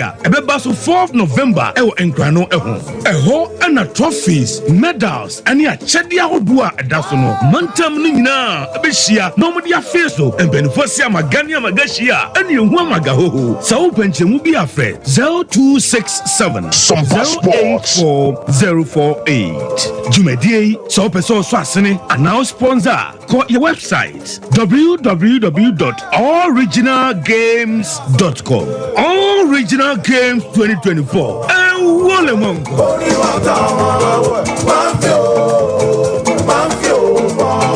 So wope wallpapers papa OP wallpapers and American for amount. So wope wallpapers at the decorative offices. So fee and sorry. Say ye paps ahodo. Baby bia unya wallpaper de do juma biano. OP wallpapers Efro. Yama wallpapers ebe macho blind curtains. Eba best eye lamps and so OP MR types or mar shapes. Colors ahodo ni nyina. Ubenya bia to e wana so ye ho. Say OP LED backlight e de above flash screen e chia. And also OP ebe so selfie ring lights, I do phone bishim, a OP wallpapers, and a bema selfie ring lights. OP, Ewo Kumasia Doom, first floor, Nana Kwesiajman building Nemu, Tafo, GNTC building, first floor, Anna Chronom, our barrier, on the market and Edian share. So open wholesale, and answer retail, any OP, any South. Free OP, our 0540 353750. The Mama Kwababa, Gentleman Dental. Gentleman Dental Clinic, you do idea and say, BCC will sing, na yabo will sing by Amawonum, and so Axi, and I say, will sing any more so far and to my pa. If you will fix one no, and I say, you tap for the permanent one no, and also you see a ultimate aim to give, and no, and you feel the PFM bridge, and I say PFM crown. I feel you sign a cleaning services about your profession, no more, your friend is killing and polishing. Say, Ibia and never be actually a cinema, said you Okasa, it's me, my pampan, and I the Ebo, Oba Gentleman Dental, you yet need not be a Gentleman Dental Clinic, you will for Central Police Station and Tianwa, and I would do and kind so sway Wonungwa, and atomic down, Domekwa being a runabout on so, and I would do Takwa, the pipe one, traffic light and a pipe one, Yeni OGN Bank and I with the same premises, and a Kachiman so your magazine market a crime so and I say opposite AY Ahmed, and I would do Kumasi Abrepo Junction, Total Filling Station, traffic light now, and if G runabout on who free Total Filling Station, I have brought sign on a idio, a year you may free Eda Juada Popem Eda Memeda. With me, Afreya Homano, it was 055 913 9582. Yeah, could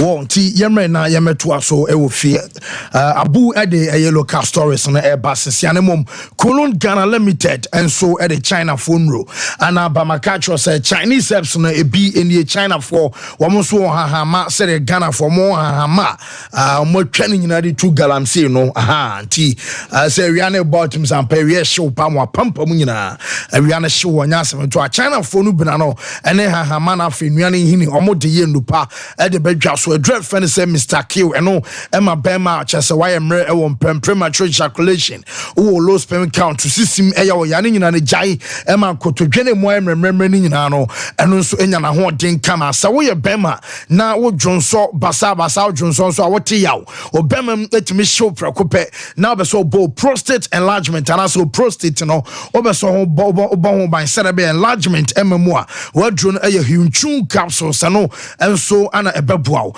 now ama wonso watimi agina na so ye se oba nso adru se bia menstrual pains no wo bi anase bia bosome no eso na wo cramps e kan ho you obo man the cramps ne ba gisi e de no hospital ko bonu nsuo e ma ne dawa ba 4 days ansa na yi no safo no nyina no wonya drefa na araba bazen tablet e beboa ama menstrual disorders and irregular menstrual flow ni nyina na ebe jai moja ne be dia fusane kama na for ba dia de cramps no se obesa tiak ne obenya tenkafofo enso ewo mpem ama chese odwumadie no aye kama pa pebito ewo pharmaceutical shops and herbal shops ni nyina mo 0244 275429 0206 271016 Ghana gross jumedi ya de ma youth no enti se umfie no between 15 ekosi 35 years but mo dey answer my friend number me dem we essence we no Springboard Roadshow Foundation and Afi Mastercard Foundation and Limehouse omo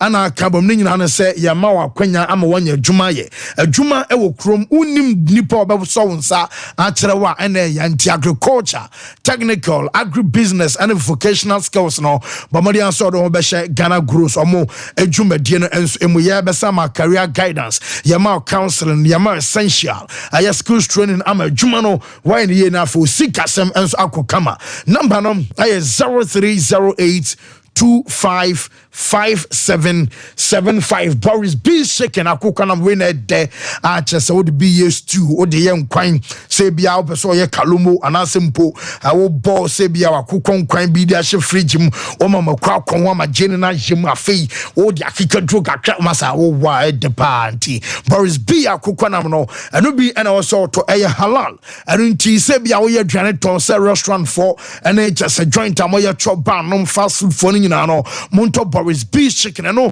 ana muslimini ebetobie enkonko fa obi amfama o food chicken our chicken thigh our chicken wings our gizzard any layers ewom minced one element kramani nyina no obenya bi enso atopoku trading our dum odru bantama so high street ni mo one press bi sorry edianim hwase wansenso no or market on ma pay 0544 4453 now Boris B chicken and so enjoy so more besa mo ye adwuma ewa manone obeso ko UK Australia obeso ko New Zealand aye US and asa Canada mo kondo some be ko Germany wo ye nurse ni wo ye midwife wo aye otini nyina no jay ane do be fam ama watimi atwe no watimi atwa ne ye afa school for no so we aye scholarship obeso to addition so ewa manone se bia obeso ko university obeso your masters ewo ho and SAT and GRE passport I was say wunya visa no ya beji ama take it in ya be show and afa me ka se mo be se mutu kan ko the holidays and I say bia mokoto no one express group en kasa kumasi asafo labor and about encline Kanation first light and afa sunyano for ya was silver house yani ya there's a silver house building name ya ben court no 0555 550067 0249 000448 na just on penfono and kasame babu onem shot real quick answer football academy and justify no air koso and just what training anti free afedie and penfo say free way no brunina babedru shak ma mention answer wa babedru free amanone babedru just one acquire inspection or pitch no so we Kwame Afre Sport Stadium kwara so estate ho and just justify no and baso arches no free of charge our town enti enom enso eno no shak dem for dem anu nya ya no am ya hu bi na afre on say player no enso aba bedru arches o penini nyina sha bia acoustic enso e kan wana sadi enso banti eno no free of charge between the ages of 10 and some 19 years no eno no yes onu ni asa ana aba bedru na arches na Mirror Studios no na say boys be ma bedru ground so no ma o so ahode ahwa nya brochira ko tukwana ko so ahode hwe ene wo chena eye wo de abu se bibia find you have a conference now sir kakra be any day mo say o to adu awie wawie okay but we have the many no quarantine me na okay no antina me na de me monitor that be a drop no na say mo kan no na ma force wa drop it dey wo bo she goes me na ma say na wo drop me na ni say the don baby ala Brazil here for Coco show where you know. Our list of the ball players are ya from so man international break on so on the listening now. There's the team in the D kind of buy. Mobia on the BBA kika kon them say aye kakra di come na e be buy you know. And it's about the coach yi se ba no. La be break akrobi yi se ba no. Capito pa de la. Tama capito for pa. We are saying no. Okay, so it been a live and we live or yeah. We are bobo the squad in here to the cap, but me na fancy the TNA no pay a Bob say Dubakuyana when he came on the Ghana Football Association secretary to Momo the conference room coach Otoado or Koyo Samba and Kokushia and Chofo na or Shasi no I was on him for dollar the Yijuma it was a time no Baba Bidu Yenini and Uranus Henry Asantichum and a nearly dinner the Neko and also create pin for on your mobile Juma the technical team no talking about John Pinter and I feel so no pin perfect for Tau Dauda Professor J.K. Mintano hobby it's my man's former crowd to vote our moment for that I don't know opposition new if you are or I am to you know so hobby yeah I say what me na yin yampin for out on our moko kokujuma na e chance and Henry Asantichum and a chance no didn't come on the other chance ni o si nyambo chena and a team no bomb modern Shasia campaign. No me campaign Ghana nano makuma kunsia. E won crying. No me fio do mani achemo Bamako on the 4th June. And on be Ghana do mani achemo Bamako game no 6 June. And jeba kwa ko boabo ho nam yenu. Aha. Di after ni ebo sisi ni wie pepe yenda sadana na dwe be san ba be ramu Ghana ni eba kuma zeze wo international yo. Enti yeba ba belande wa na.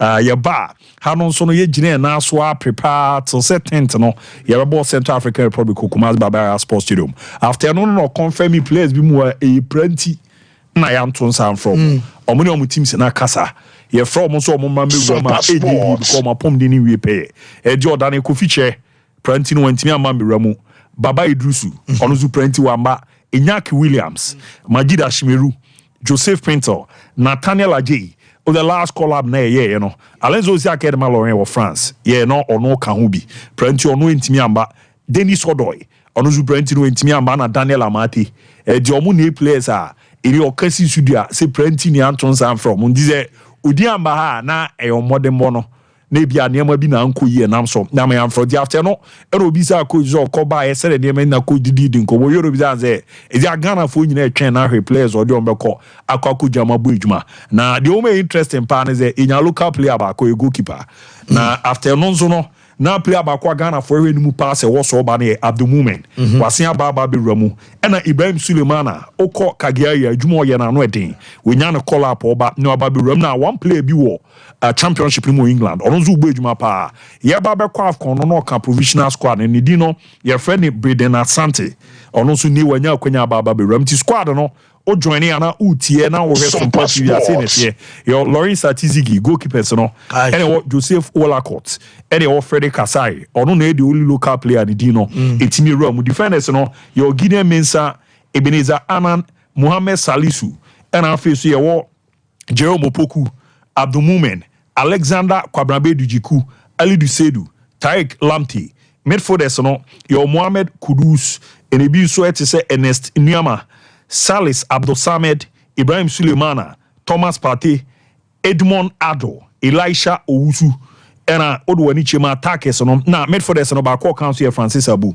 Attackers in Osman Bukari, Abdul Fattah Ishaku, Antoine Semenyo, Jordan Ayew, Ibrahim Usman ena yewo Kamadin Sulemana after say Prano yini wasiaba ene Braden Thomas Asante the omone players are nearest Ghana against Mali Bamako na for Central African Republic Ghana no ombekwa kwaku jam na omabo ejuma na aboama na madeda di peti meramenti yesansi subie ma Lawrence Atizigi Jojo Wolacott your Frederick Kasai ena for Gideon Mensah Ebenezer Anan Mohamed Salisu Jerome Opoku Abdul Mumen Alexander Kwabrabedu Jiku ena yewa Alidu Sedu Tarek Lamte omo ye defenders no midfielders no say ni siete Mohamed Kudus ena yewo Ernest Inuama eno nso echi no Urema no say Abdul Salih Samed wum ena Ibrahim Sulemana Thomas Partey ni okoya wase ababira mo bojuma Edmond Ado ono so ni dino ya dia erema ni nyina mu na boama ne makui Elisha Usu Francis Abuna attackers no Osman Bukari ni dine Remontoine Semenyo enso ya dia ono so erema boa mane de Abdul Fattah Ishaku Jordan Ayu Ibrahim Osman ena afi so no orowani so echima Kamadi Sulemana ena Thomas Bredin Asante ejomo ne players ani watonsa afro mo baba be run fancy ya babi edwuma na aboama ne metimi akọ dem say Ghana fo nyina etwen no eyi wi na necessary for we born into a man for ni biem be pa che de bitweche say Oli abo ya kokofa ase bibi di play no ba ye super lele ade lo ebiza aye yi kakra asa wo so onim say eziko ji so ba say na do sa ko ball so de azebu ala reho kroma ya na reho na foga so ba de kono no dure ma minja mu mana ambehi we ni ade rather men corner ewia na ebehia Mati Abu made us pa yes Shark say be our coach in na still be our questions any answer say gusu ekọ so amom yen fa kakra bi ma ya hwefo na yetie for real quick. But there I know when I had to go because people have been asking me a lot about this and why I left, but this was part of the negotiation with Dortmund that I will be there for a certain term. And after the World Cup, I have to come back. That's why I had to go back to Dortmund. And why other coaches didn't succeed, I was not there to say anything about that. So there you have to ask the FA, not me. And the second question was what? What's the difference from the starting part? I think I grew older. I learned a lot within these, was it 2 years? No, 1.5 years. I learned a lot. And yeah, I think I'm better than before. So I'll try to bring my expertise into the game, my knowledge into the game.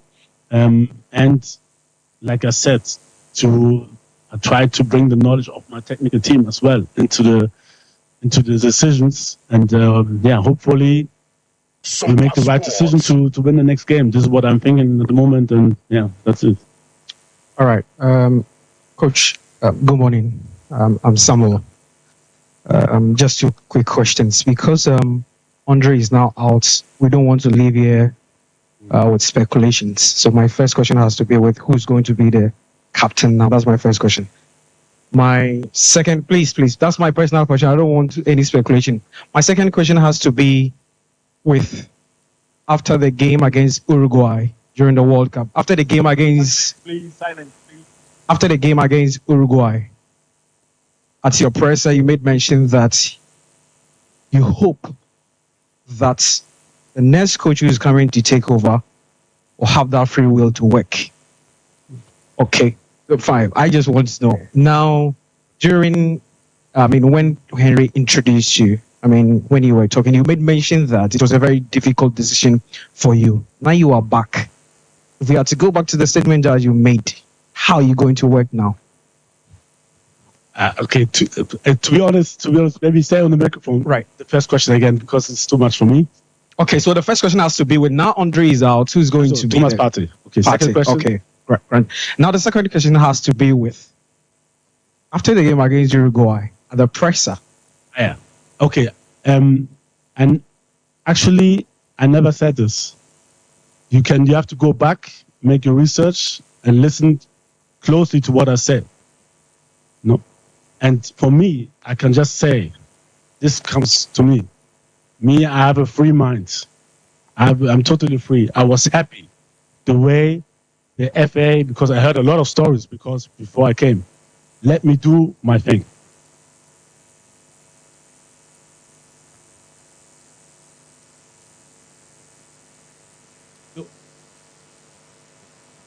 Don't know if I can say it. The only pressure they gave me was to bring local players. The only pressure. And I will be looking, and I will look even closer now that I'm full time I have a full-time appointment. I will look closer. I'll be watching. We go in rounds. I'll be watching. I will try to help as much as I can. I will look very, very closely. For me, if a player is good, he's good. It doesn't care where he comes from or where he plays. If I like a player, I will take him. And I will look very close to find players from the local league. Very, very close. So I'll be doing my tours. I'll be watching games. I'll be traveling. I'll have time for this, and I will use the time to watch, especially local league. From this lady, and then congratulations, coach, on your reappointment. I'm Selassie Fiawe, Sahara Football.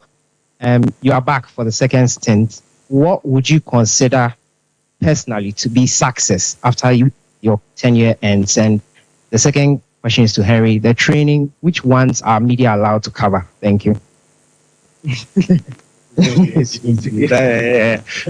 I'll take both questions, please.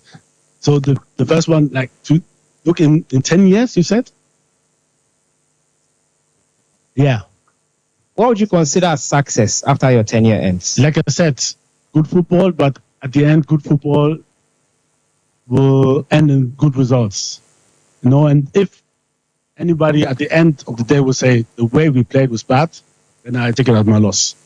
Like I said, sometimes in football, it's whether the ball goes on the post and in or out, it's inches which can decide about your future. And it's very difficult to predict results. But I'm a strong believer if you prepare well, if you give the players the joy and they have the joy with the ball, if you give this to the player the chance to play with the ball, to bring out the biggest strength, then I'm very, very convinced that we will be successful. Yes. Our training. Yeah, I'm not, because we had to make, as always, we always had to make changes here and there. So, but we'll give out shortly a day where we have an open training session. I know it's very, very important for the Ghanaians also to see the players. I really understand this, but for me, the biggest concern is because we're having just 6 days, 7 days of preparation. I will have everyday tactical sessions because, like I said, I'm a strong believer of giving out knowledge and want the players to know what they have to do. In terms they are leading. In terms we are leading. In terms of I don't know, we get a red card. I want to go out through every scenario, and therefore I have to prepare the team tactically well. And if these tactics are being filmed and the opponent can see what we're doing and they can prepare well, I hope you understand that it won't benefit us. So for this, I have to say sorry for not letting all the session being open. I'm very, very sorry for that. And Coach, my name is. Essentially, what is that announcement after that? Each of the training sessions will be open to the public. Yes. At the moment, no decision has been made yet. My name is Kweku Zorik. I work with the Daily Graphic and Graphic Sports in Accra. And Coach, the last time that you were here, you left after you saw out your deal. Does it feel like you are coming back because you have some unfinished business? And I would like to know what that business is. I mean, it's so the last time I came, the aim was to qualify for the World Cup. And we did it, and I think we were pretty close. Even though we lost 2-0 against Uruguay, we were pretty close to advance to the next stage. And for me, it's not an unfinished business. For me, it's just like an opportunity for me personally to get the best out of the boys. The last time I was called, we didn't do well at the AFCON. This time, also we have to be honest, we didn't do well. So we are not on top of Africa at the moment. And if this would have been the case, I wouldn't have been called. So for me, it's just to improve the players, improve the situation of the national team, and we try as much as we can to qualify for the World Cup. And I'm very, very convinced that we have the quality to do that. And this is the biggest aim at the moment. Yeah, coach. You need to finish preparing that PPS. Sompa Sports. The question here about Kope, and my name is Lion. Why a coach? From World Cup, AFCON qualified before AFCON. Your goalkeepers in the game, your ball distribution make kind of 50 ball distribution from a single goalkeeper. Many 11 pay. I be see you play as well. Ya can a co-opponent in war. Wako pass on back. Then now they be brief goalkeepers no. Our ben now they am I a goalkeeping department no. I solid no problem man. If you had the same farmer a line, because many goalkeeper coach, but your plan there to say line, but to who young goalkeepers and so on. See, bombers make sure say oba training, distribution. So, but in general, Graham war me coach 2022. Who was statistics and so on? How was the statistics? Okay. Make sure say happy. Don't worry.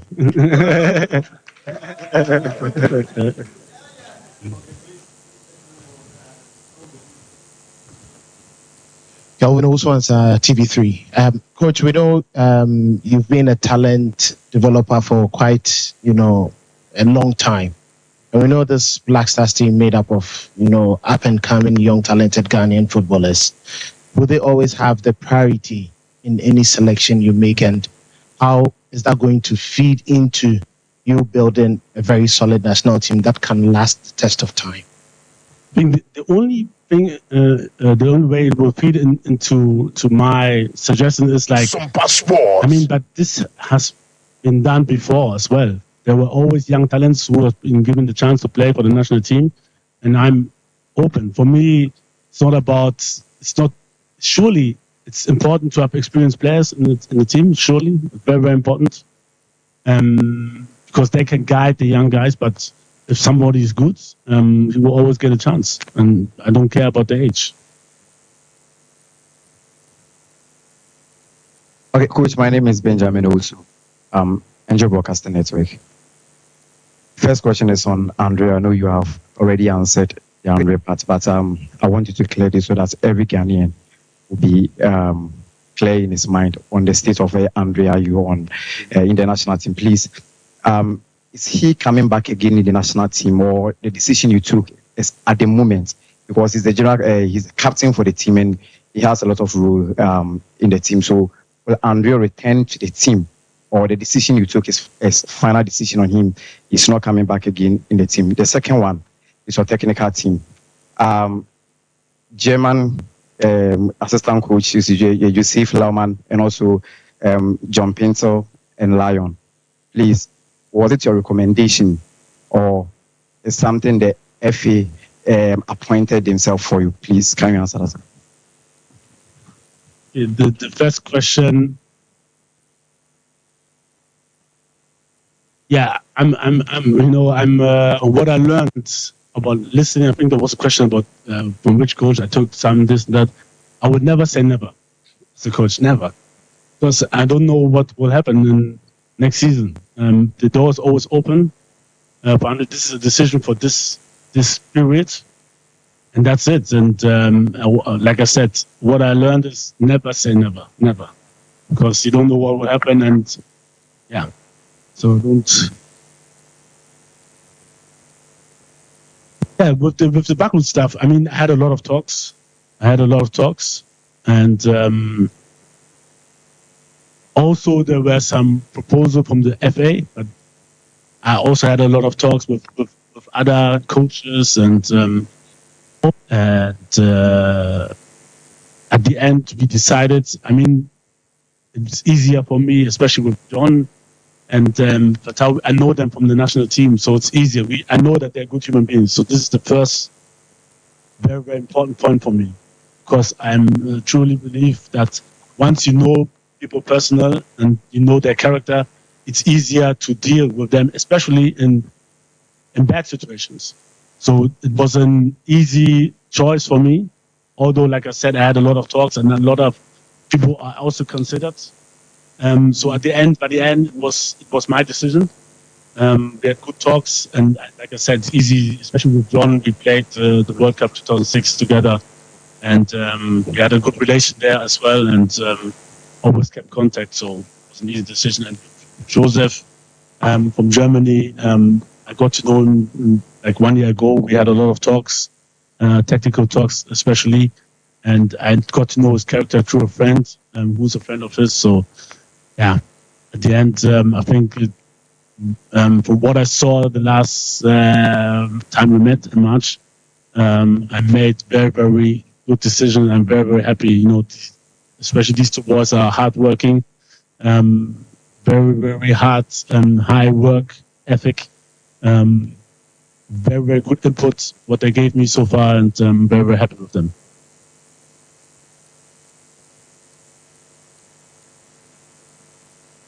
Sompa Sports. Coach, morning. A friend of Joyce, yeah, no, top media group. My first question, goalkeepers, no. When said Dreams goalkeeper, I call semi-final of Confederations Cup. Media my goalkeeper, I call an impa. Why Frederick Asari? I know you're 1. 2. Now, no, I think so many now new players. When said John Pencil, I dear free pennyphobia. Waka Susia Defi Suleiman Talio. These players, why no more learning from? Okay, a goalkeeper's choice. Yeah, I think he has done well. I think the team, especially, has done well to go far in this stage.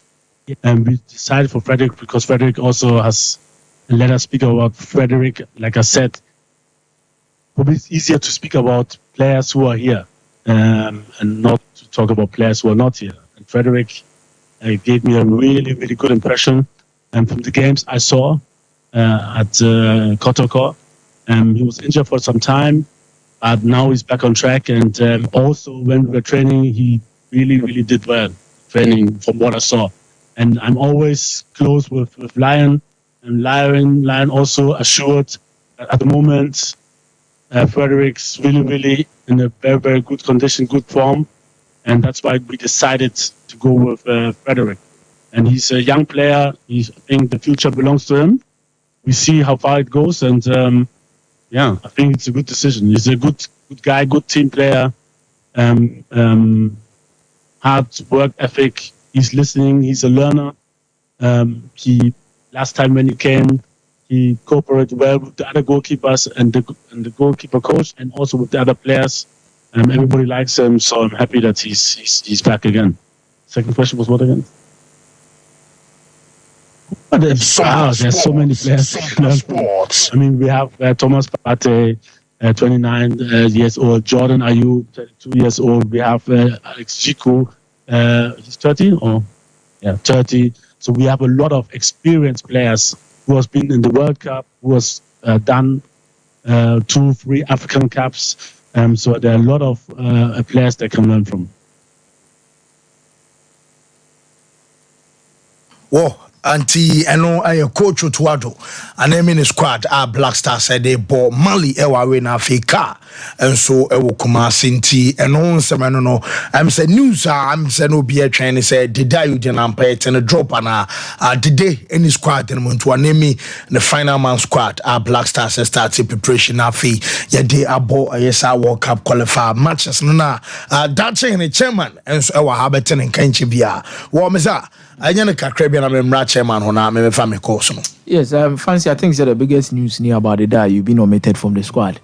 Funnily, you know, Anna, there are errors. They dream maybe out there in barrier. But one thing I'm not so much happy about is quite fast why you players out of the squad. I'm just only hoping say they have something in store to honor him as being the captain of the side and playing for the national team for a longer period. Free Sobera team since 2008 on free team till now. Free 2008 on free team till now. You can talk about the performances separately. 16 years. Yes. You bet Marcus about the performances. You bet Marcus about a whole lot of things. But I think he has honored the national team. He has done his part. He has proven at some point that the most successful period of our national team he was part.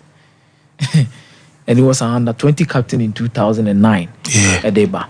Until Jumedi award dino. Even if say oh be crampo mobiwa, we should find a way in honoring most of our national team players as legends are.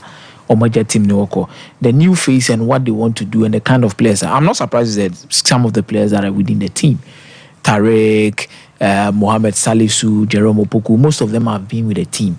I think Brendan Asante and a new guy Obeshe Nimo Kakrani Ashekon so Kamadi Sulemana has also played a lot for Southampton. Southampton for Martin Russell and Shedan Nadani Bebreza.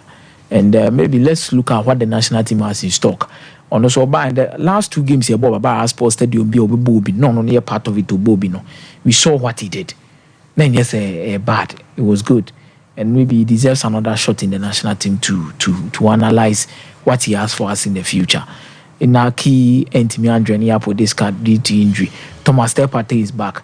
Partey bano leadership example because me say the day you will be an Partey assistant captain within this team, and he needs to prove. This is the time Thomas Partey needs to prove. National team, no, he has not been convincing enough.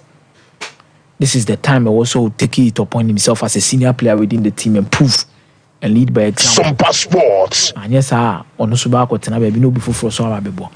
if this is how we are going to do in the national team, starting 11 in your baby one. So we have a young, energetic squad.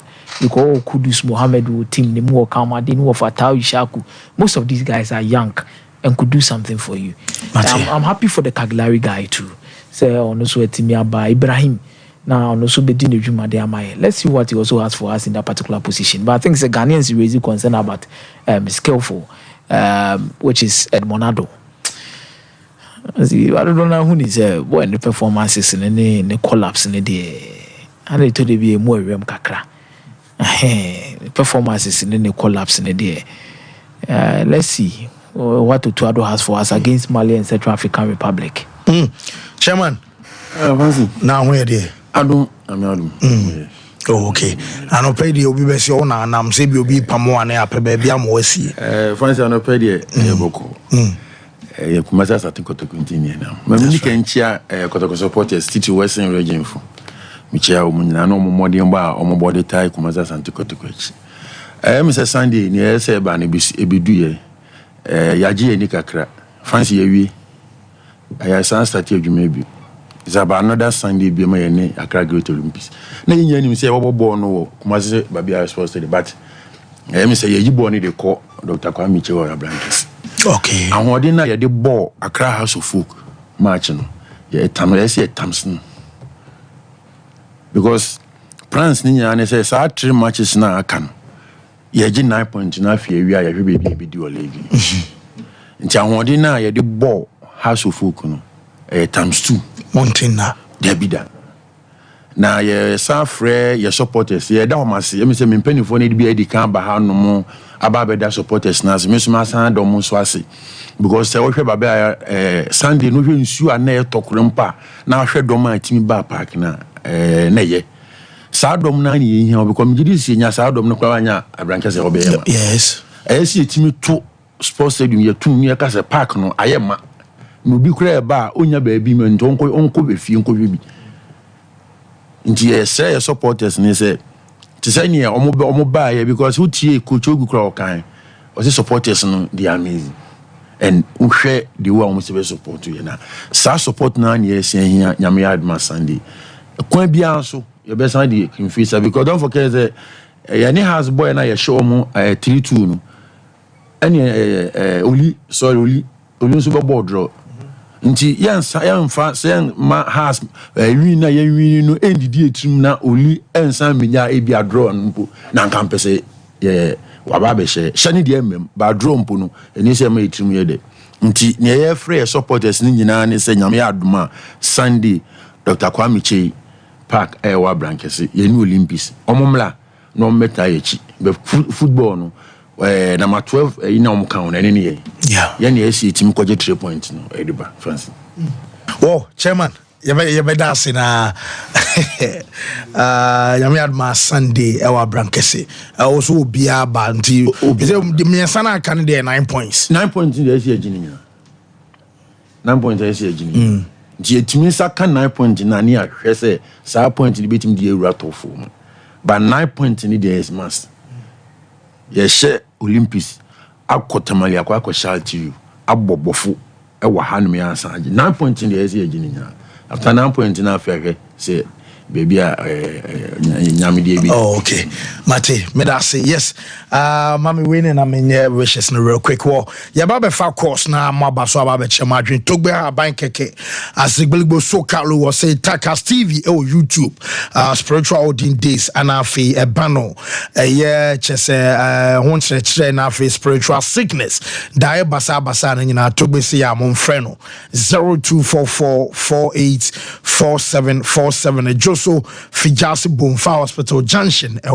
ana togbe enso real quick amemfa be minute enya brushes na fe mefa mo course no happy birthday to opening Boachi Yadom dodo na afro Kwame Banka ene ewa woda we efri eye o sister okode akua jewa ho ene say our show eye happy birthday nti eno enso eno no Calvet opening Boachi Yadom ene eye birthday happy birthday Kwama. And then to Clement Bamfo, we if a lender, our Sompa market and say Clement Bamfo, and your birthday, happy birthday, and come out. I mean, Shana on your Wakuma Swadi, and so and from our yes, 0551-931-931-0548-931-931. Yeah, for course. Oba na waba chawadrin ya lowa TV na be on volume no manam ko from na fi watch it wadrin. Hello Kola. Yeah, Fancy. Yes, sir. Talk on there. Adum, yetio.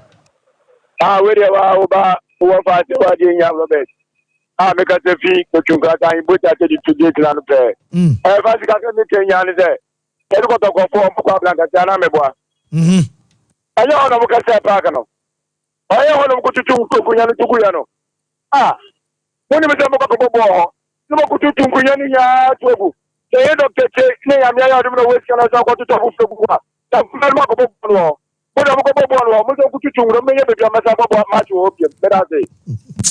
hello, Kola. Morning, Open it, so we didn't be a sefri. Only have them about okay. From the second of the friend, if it is protocol, come mistake. Of our protocol, they have much now. The penalty of protocol, referee Nandi. Who's that because almost any match in one can watch them. Of a good sound, penalty in the heart in Yaya. I can referee in the Quebec and on it. Who's that protocol is so from 1 year, clear cut penalty, referee Rob say, because of what we need to let 1 or 2. The penalty in the commission of the heart in Yaya. I can put a referee in the penalty, Yama, and the equalizer and I told the attacker. But because more we need to let you know, we cannot forget it. You have any of the we want to more about them. Hello, Kola. Hello, Miriam. Yes, sir, opening it's you. What is it? Yamchin. It's you. I can't watch them. They are in jail. Yeah, protest to victim. What that's the winning winter. That is a Russian referee German. What? When you then you'll be able to make bomb, if you resume one year for the month. The deal with the game are represented I'm calling you. And the movie of water. I'm the bench. The first of all, so Rosie found the box out. I'm better. I'm just the youngest friend. And so I want to say they see and so. The quantum of your moment is far. I can tell you that I need you. And you know, what do you see as a way of awesome? And you have a phone more. Okay, and I see him for the chat. Hello. Hello, Kola. Hello.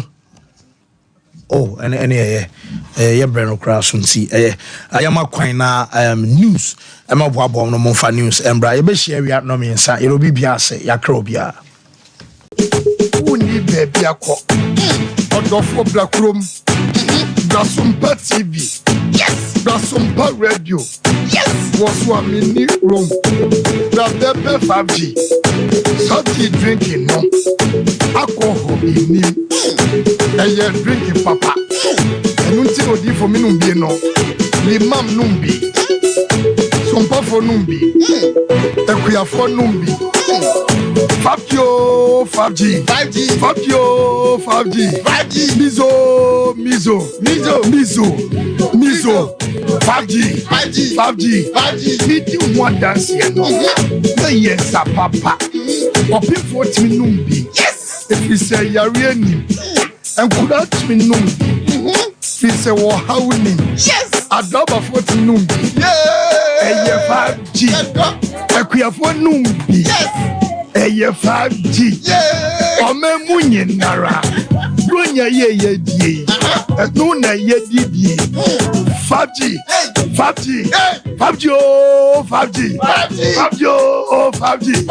5G Me do one dance ya Na ese fata Every say yes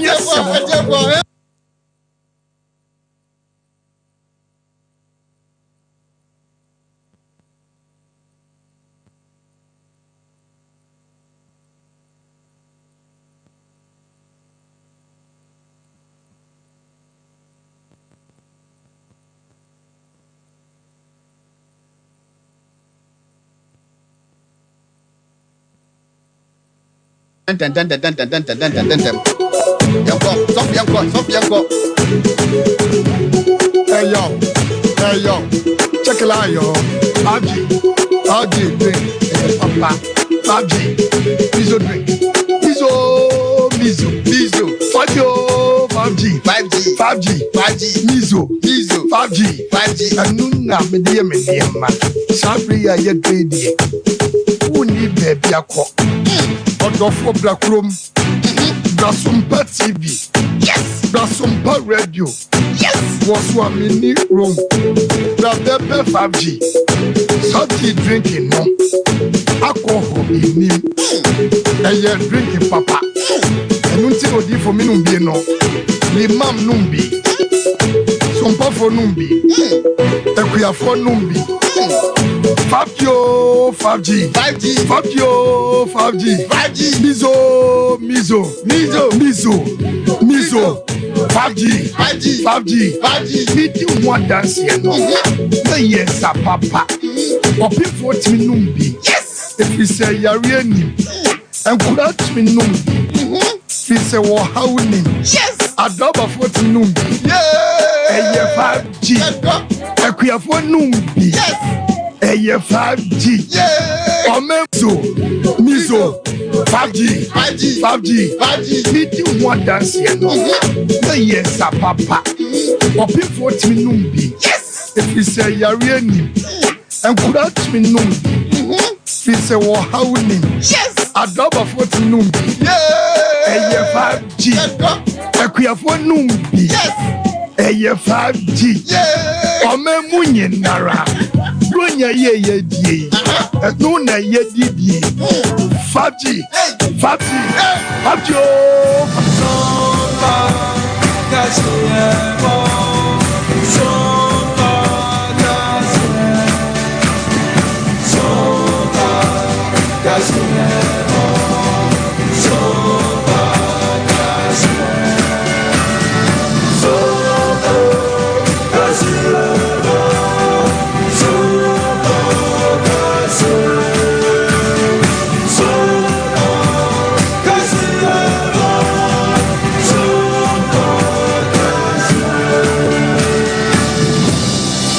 Awia and some of those upon your deba and this Samuel Kunum Ranim for your woman a council be at the Goffer, your boy Damisabaya, a Jumano, one fanto. I want some croyer, Mumranim, be a friend Bobby Bansen, one or so at the B at so. Now, your bedroom come and bambomu and him the foamy bedroom come at the Afahobusase.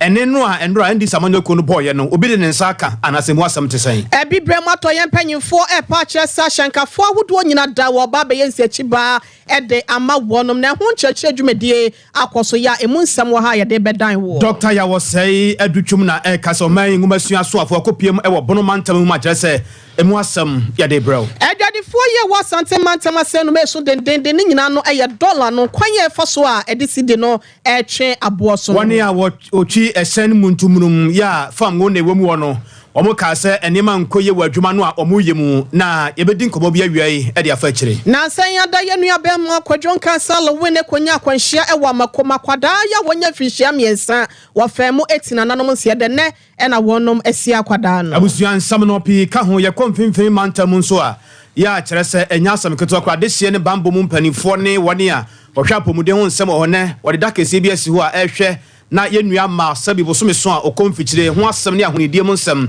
wakɔ ɛde ama wɔ mu akɔkyekyɛ nneɛma bebree ɛwɔ hɔ a abusua de mu asɛm ɛbrɛ nsɛm no pii ka ho ɛna awie yi yɛbɔ ne tɛw na yɛde ama wɔ nsɛm no wohwɛ bi wɔ Sompa TV so no Sompa 90.7 wɔ Borno Apoyɛ FM Sompa 93.1 FM Kumase Sompa 98.9 ɛwɔ Sunyane na afei nso ne mpɔtam awia me kamfo de ma wɔ sɛ mizo de yɛafra na afei nso de yɛmfra ɛwɔ hɔ yɛagyebenom na bɛboa pɔmdere kwan so paa ɛma wura mfisa 21st clinic yɛne sciatica expert yɛareɛ nkaeɛ bi ɛka ho bia no ɛyɛ ho adwuma wodeɛ ne yɛ sisiyade yɛmtim kooko na ɛha wo a Fara Herbal Center na draw your friend Coco Master no e boy dwuma se mo tia nkonya no ya kyerɛ sɛ enya asɛm keto akora ta no so apatrapa new site ho Dr. Abe of Abe Herbal Clinic frɛw sebra nu bra hahama enua hini ana yɛde yɛ adwuma ɛwɔ atanaye hɔnom ya kyerɛ sɛ cloud internet so ɛta yɛ kyerɛ of course we are the fastest internet in the world yɛ twa de agu ɛwɔ Facebook live no ba bia ya wo bia na wie yɛda wasem wɔ akwaba afei na wo ka yɛ ho ɛwɔ Facebook no so a ɛkwan mu da hɔ na bra waba so a yɛda wase na yɛma wakwaba na kwabra kɛse na afei ɔhene ire ma me akua yɛboa asiama bronya busia nyimrande adagye na ensɛm ne mu nkyerɛkyerɛ mu nyina no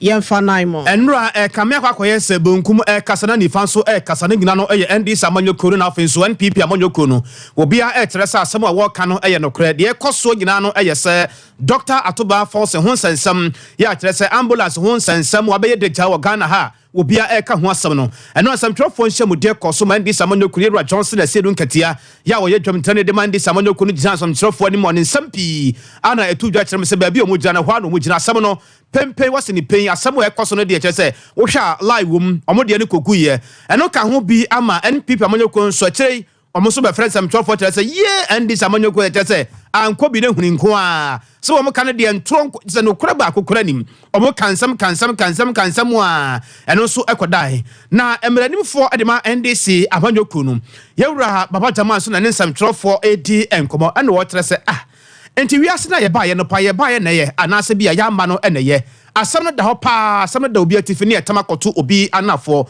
wɔn de nsɛm ato dwa yɛ a wɔn kyerɛ sɛ Yɛwura gɔfrɛ yɛbɔ atame adwuma no ɔsɔ de to hɔ ɛyɛ tete nya afɛ ne yɛbɛka no tenten bia afɛ ne yɛbɛfa ha bia si ha bia adwuma no ɔsɔ de to hɔ ɛnsɛm de yɛ wɔde bi aka ho paa tɔre de no ɛlɛ ɔda Ghana lawyers na ano sɛ ɔyɛ NDC ne sɛ ɔyɛ NPP ne sɛ ɔyɛ hwan sɛ yɛka sɛ Attorney General wohyɛ no ase because he is the leader of the bar ɛna ɛhyɛ nankasa no nso no yɛwɔ nhyehyɛeɛ bi wɔ ho a sɛ obi tia a ɛwɔ sɛ yɛtwe n'adwen bra so na asotwea nso wɔ no yɛde ma no one of the cardinal positions ana ade hu yɛ baa yɛ anaposo baa ɛne sɛ obi bɛyɛ unprofessional behavior na wɔbɛyɛ bibi a ɛde ne nguaseɛ bɛbrɛ legal profession woyɛ Attorney General na wode obi akɔgyina asande bia na wotumi frɛ obi a accused person a ɔwɔ ne lawyer ɛnyɛ sɛ ɔne lawyer ɔwɔ ne lawyer nti wopɛtɛ ɔne accused person kasa ɔsɛ ɔne ne kasa through his lawyer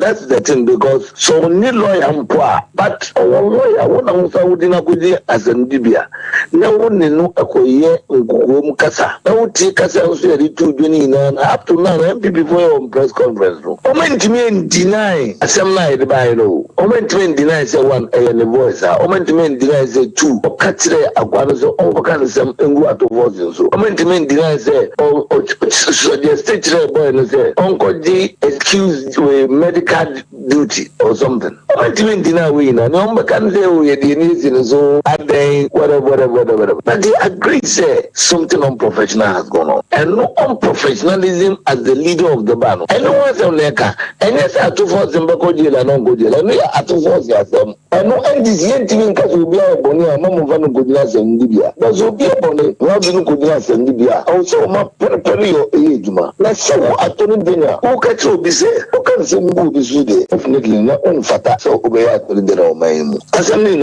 service that we do not better than trust. We are not gonna foreign what day. We the NDC press conference not to MPP before there. Also, Momo Dane Assembly, but to say, Pese at 2 forcing the prosecution. One akata. From the one of my prosecution since 2022, I'm going to do and 2 years ago in ano. NDC press conference, etia, sa Momo prosecuting ana. Assembly, but to Jano wants them the and definitely no, and no Assembly work out, and only will continue. Sabi dami the government dami oniwa umbeni obi obey Attorney General obe prosecute and the can so no as Godfrey dami and the behavior in fact when and no be an yes idea one go no ko jina legal case be ni the lawyers ahumamu community so their options are necessary. We will continue with all those options.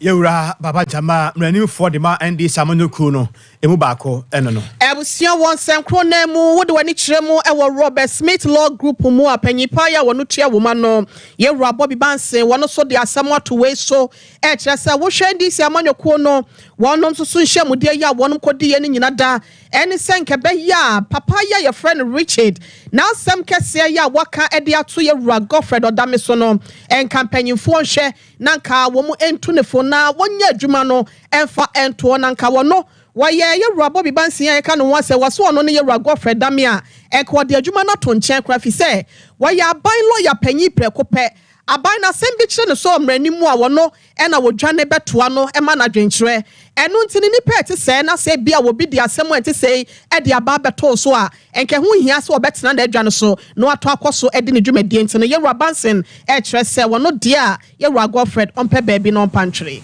If I were him, I would step aside. You know, you are dealing with a situation where somebody you are cross-examining in a very highly sensitive case involving politically exposed persons that you have attempted to influence the nature of my evidence. That is some wild allegation. And so, if it is made and it is backed by a primal evidence of a reporting, you would want to play. I would not take that up because the office of attorney, I would have stepped aside and then pursued an investigations or whatever it is, subject myself to whatever investigative mechanism, whether the General Legal Counsel, whether a commission of inquiry. The reason being that if I remain in office, what it will mean is that the administrative functions of the Attorney General may interfere with some of these investigative mechanisms, either with the GLC, whether with because the Attorney General remains the advisor to government in all legal matters. So if you are setting up a commission of inquiry, would the president require an opinion from the Attorney General's office? What will I do in that capacity? If it's the General Legal Counsel, is the Attorney General represented on the the General Legal Counsel? Would there be conflict? So I would step aside and then allow this investigative mechanism to go through. At the end of the day, his career was there before this office. So if there is anything that would threaten his career, which the NDC and other members are making calls for, I think that is a very serious allegation that you would need his name cleared. Lead consultant at the Robert Smith Law Group, Yewura Bobby Bansen, and your call equity no. Yeah, call Ahumano Sone and Yewura Richard Kumado, Edinkomo, say Bibitre ya so bambo muni munsamwa. Wanwane ye dwanto ano na waboye animu adesuane ade nigila no eye nsamwa ye guso a ye kenkan ede amamu ya Mewura Sompa TV so ne Awurade asomdwe nkan wo papa na mesrami busa wapo mu tesan o mi ya yede nyame ase Mewura ensam no akoye bebre wona wonnim de ewo bambo mu kwane obi fa so a wonama befo tentafidie no so fa so a obokro no anase odi dwire mu ne ade enenu a enam enro a ND Samonoku no semtrofo dwumadie no ase beka sabe papa watie bi na watie bia asɛm no ane yɛde yɛn nsa kane no anaasɛ yɛmfa yɛn nsa nkan we share the sequences of conversations on the tape. A normal phone recording. It is only obi kasana wa record you. And from professional point of view, from security intelligence and prosecution point of view, yakrapo there na ye baby say 2 persons na yati omo voice wo tape ni so no. Anyabia, do they know themselves? Have they ever met? Did they discuss anything concerning the case at hand? If the answers to these 3 questions are yes, the conversations on the tape in Ukraine and fire home to mind say, Omba confirming say, Omonimo, Oma Shada, Oma Kasa about the case in court. The reason is the Richard Japa guy, a key stakeholder in the case. Other guy now what tape, yes, very serious key stakeholder on the tape. Now within the legal profession, besides Anyabia, a debi omuya na. Say a true say a debi omuya, nature say we ya crossing red line. Now ya crossing red line now what are the ramifications? As Bob na waho. And to me now those are the things, but I will be so straightforward about the tape there from where I am sitting.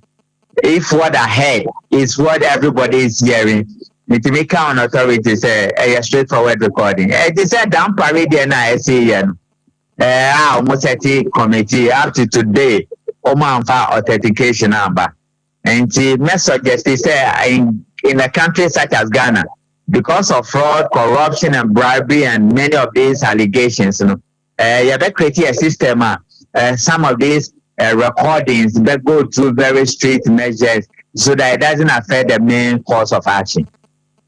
Mr. Richard Ye, and Rana NPP Amanyoku no kase enkomodie na course na voice na babonti no na 26 minutes. Na enra NDC Amanyoku no so boma wiase nyina atie no. Omo bo 16 minutes per. Meaning say bibi wo ho. Ana say 60 minutes na ibetimi agina so akasa ampa. The NDC Amanyoku no ka no. Omo wo nyina so obi na the NPP Amanyoku no so ka no. Omo so wo nyina so obi ana. So na no, in the case of damn parade tape by as the recent one, there was a long one and there was a short one. And normally that is the way it is. What is important is that this is not by NDC and NPP. Too much. It's not by NDC and NPP. Have they ever met? Have they ever spoke about the case? Are they key interested persons in the case?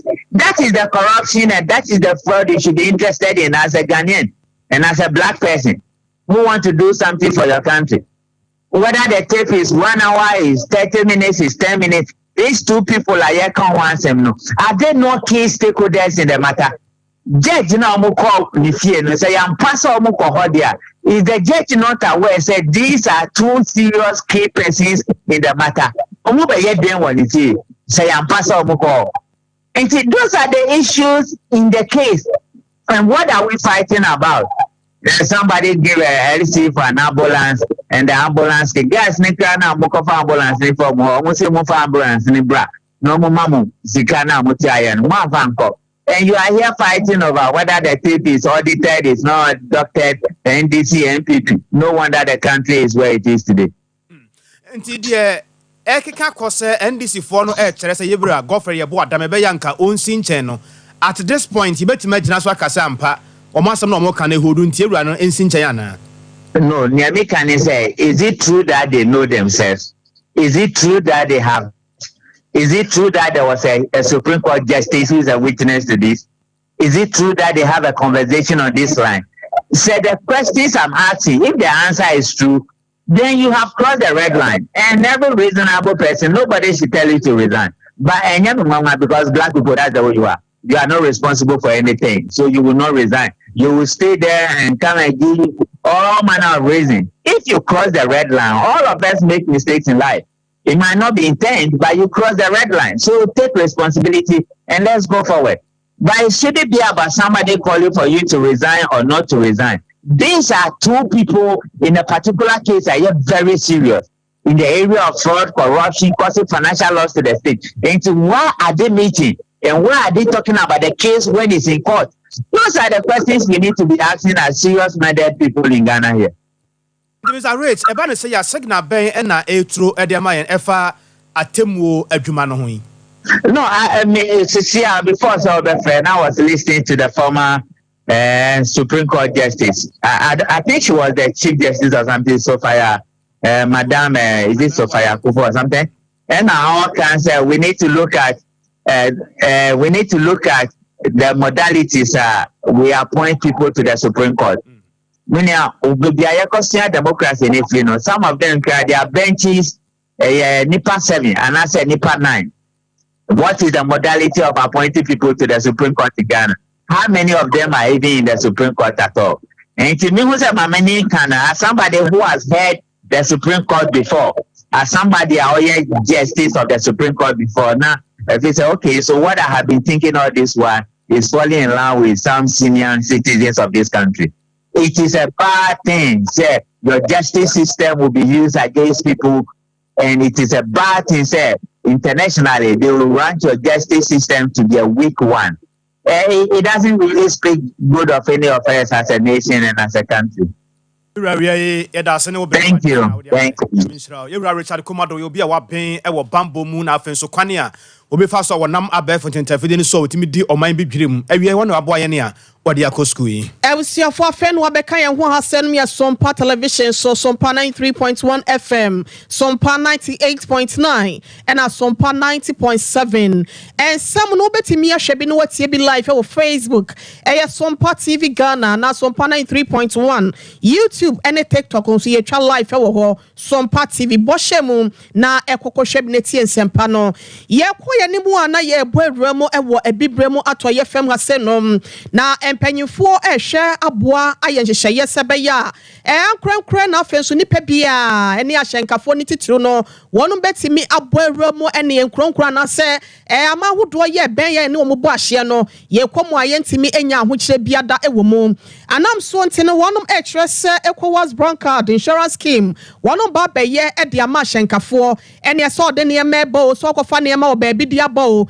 na ehwo no etimi akoso basahare so etimi ede amount enam sa yosunte no won ma ba be ye nchechire dwumedie ene nkasa ho dwumedie ede ama MTTD ene ahyenkafo ahodo ya won mo manmu e wache mota ye no wonkra bompuni mantemo na trefo panyi ede madwumekoi yewura ya ye friend Richard Sean ede nsempi na no na etudwa wabra na dwumedie no ekoso the woman say ECOWAS brown card insurance and the end say one say in Ghana for insurance company there now insurance policy BBC e wo Ghana mind repair ene ombetia yemfa say tuka now the Kotobu and now the for Abidjan now kwechia kwisia why nature insurance who say we are the why now insurance the ECOWAS brown card insurance yep only because extension of the local insurance policy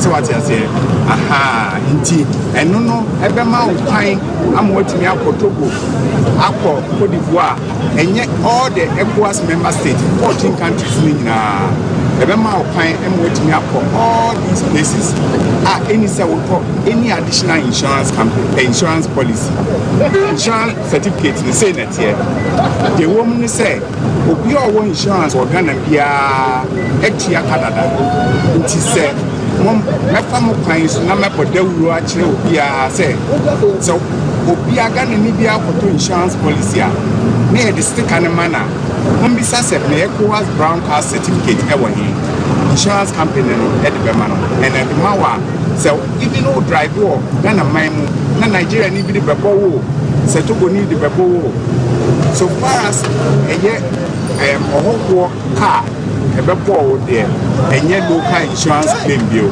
e say e family office normal processing claim amount nti ene 29th May 42 years ago e wo Cotonou and heads of state of ECOWAS almost signing protocol say to promote the objective of ECOWAS nti Abusia nipa yɛte ne nkan wɔno ne twerɛfoɔ panyin de ma ɛyɛ Ghana National Bureau of ECOWAS Brown Card Insurance Scheme no yɛwura Richard Inshawn ne ne din na no si yapɛ ɛna director ya wɔno MTT de adwumako no wɔno so etua no Superintendent Alexander Obey wɔno so de kakra ɛtɛ kyerɛ sɛ yɛmɛhwɛ sɛ deɛ anamona Ghana atu for independence nti ɔde National Insurance Commission aba na yɛyɛ road traffic at 683 2004 Oko Kratafa ɛtɔ so 2125 na ɛse wo a wopɛ sɛ wone wo Ghana ɛne West Africa ɛwɔ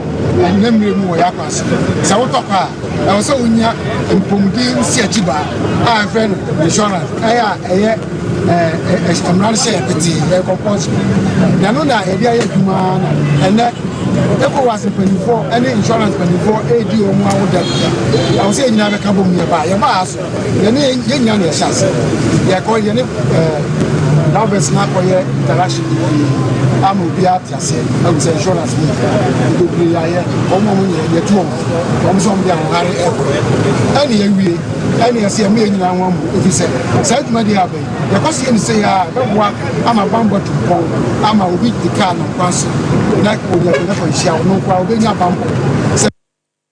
MTT de adwumako no panyin kwankyerɛfoɔ yɛ wotua ano Superintendent Alexander Obey ɛne yɛtie no yi. Sompa TV so na wogu so a wohwɛ ɛna awia yi no saa nso so na Sompa 98.9 kwanya kwa bro no machia me nimoni abusuafo no kuramu ɛwɔ sunwane ɛne ne mpɔtam Sompa 90.7 ɛwɔ pono na po yɛfam Tashiman Kranza Kentampo ne nkroto ahodo yɛ atwam ɛwɔ mpɔtam hɔnom nyinaa no ɔmo guso ya ɔmo tie bi ɛwɔ hɔnom saa nso so na santemantamu ɔmo fa bi ɛwɔ Sompa 93.1 FM yɛkɔ yɛnimu ɛwɔ ensam foforo emu yenua ba akua nyako abronoma na ato yenkra se Dr. Ya osei adutwumomai engumasua soafo obepie mu ewo sunwane mpani se asam na de kwabrane enantinti ebra obepie mu ewo sunwane ye bono mantam no mu ono na ne nyina no eyese aban ani so ade hu ene se abode mu nyansapɛ enfide nyuma na afensu mfidi afurum ho adesua na afensu so no enkontabuo ho adesua betimi agya ne naso aboa ama ɔman no atimi akonanim ewo adesua afamu ono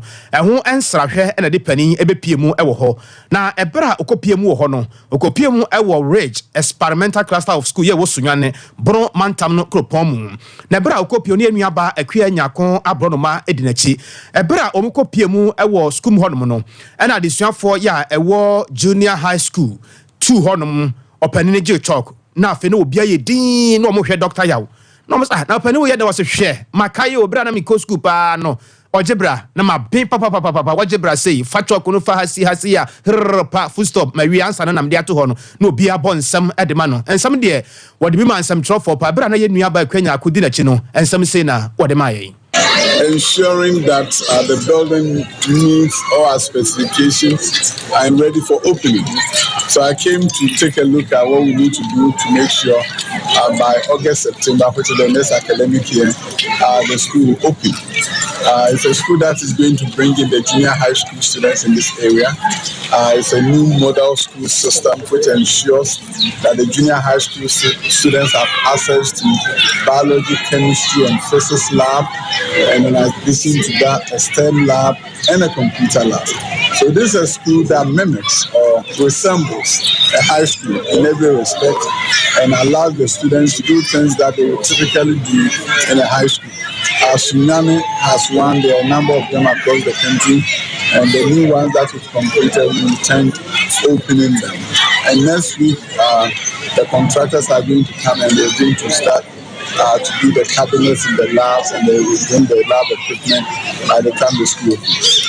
So I just came to check on the school to make sure it's ready for opening. I took advantage of it to also have a nice time with the kids, teaching them mathematics, something that I enjoy doing every day. Ya etwagu ye Dr. Ya osei adutwumoma ye ngumasua soafo eno no wono kra na saye marase bedwane de ma de se ya ewo bosomtwa batom pasua no so wasante mantem nsem nyina no yenua ba akua nyako abro no ma ye wo Sompa 98.9 bo ano a otomane ye afeye bonwra mu ewo kumase asenom na mantami ekropon yi mu no emu adehye ni titru ene wonoma wodi dwa no wonom so akasa chese niema enhyeda enkoye niema atoto ape atoto achiachi wondwadie ni mu ni nyina da no ɛyɛ sɛ kɔfare by ɛne Ghana cedi ya ɛtwe na se do ɛwɔ dollar na se ɛne ama foforɔ nso sika na se no ɛno ɛna aka ho biente ne enyo gugu ɛdodo na no goa ɛna eguguo ɛma enwuma no entimi enkoso nte no wafa so ɛde adwenkyerɛ ɛne susuye ama aban sɛ nka wɔnhwɛ na nka wɔn mu tu ho anamɔ no yɛ ne saa wo gidie ma pase betimi aboa ama Ghana cedi no enyanan asa gina so biem dollar de se ko so ya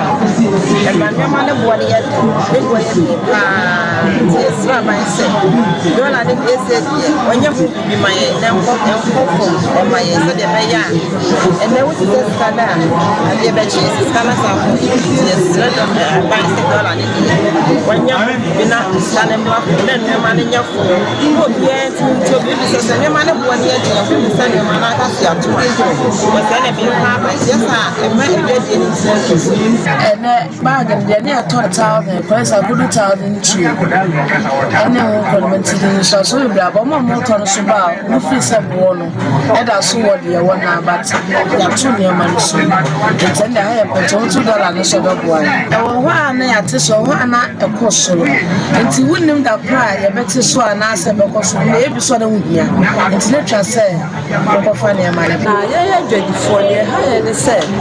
Sikane postro sana yene ma no am for meto efi so obi bana so be bisabo no na sebo no wo sura no wadan ne ho no okọ esa na yeso edwede ne na ekofo titem bia yentimi kofa ne foforo meka enti esra man se oma ne ma mra fo maye ama yeso edwede etimi akoso amaye no ya black market ene processing efi so wo forest bureau a wunya obaka se bi ni ho enti gisa wo kɔ edwom mo sesa sika no ho ɛhɔ ne yɛpo ne yakonya bi ato ne nso yɛ de ayɛ edwuma ekwache wo sa wo mo nso anya bi amaye ne a yɛyɛ kɔ forest bureau a yɛnya enti wo mo no antam wo mo nanim yɛ enti e basa sɛ wo no kɔgye a ne wanya bi ato so ne nso yakonya bi ato yo yɛyɛ dwadifo yi de bɛka ne sa ban onhu yɛ mɔbɔ na wɔne forest bureau fo nkasa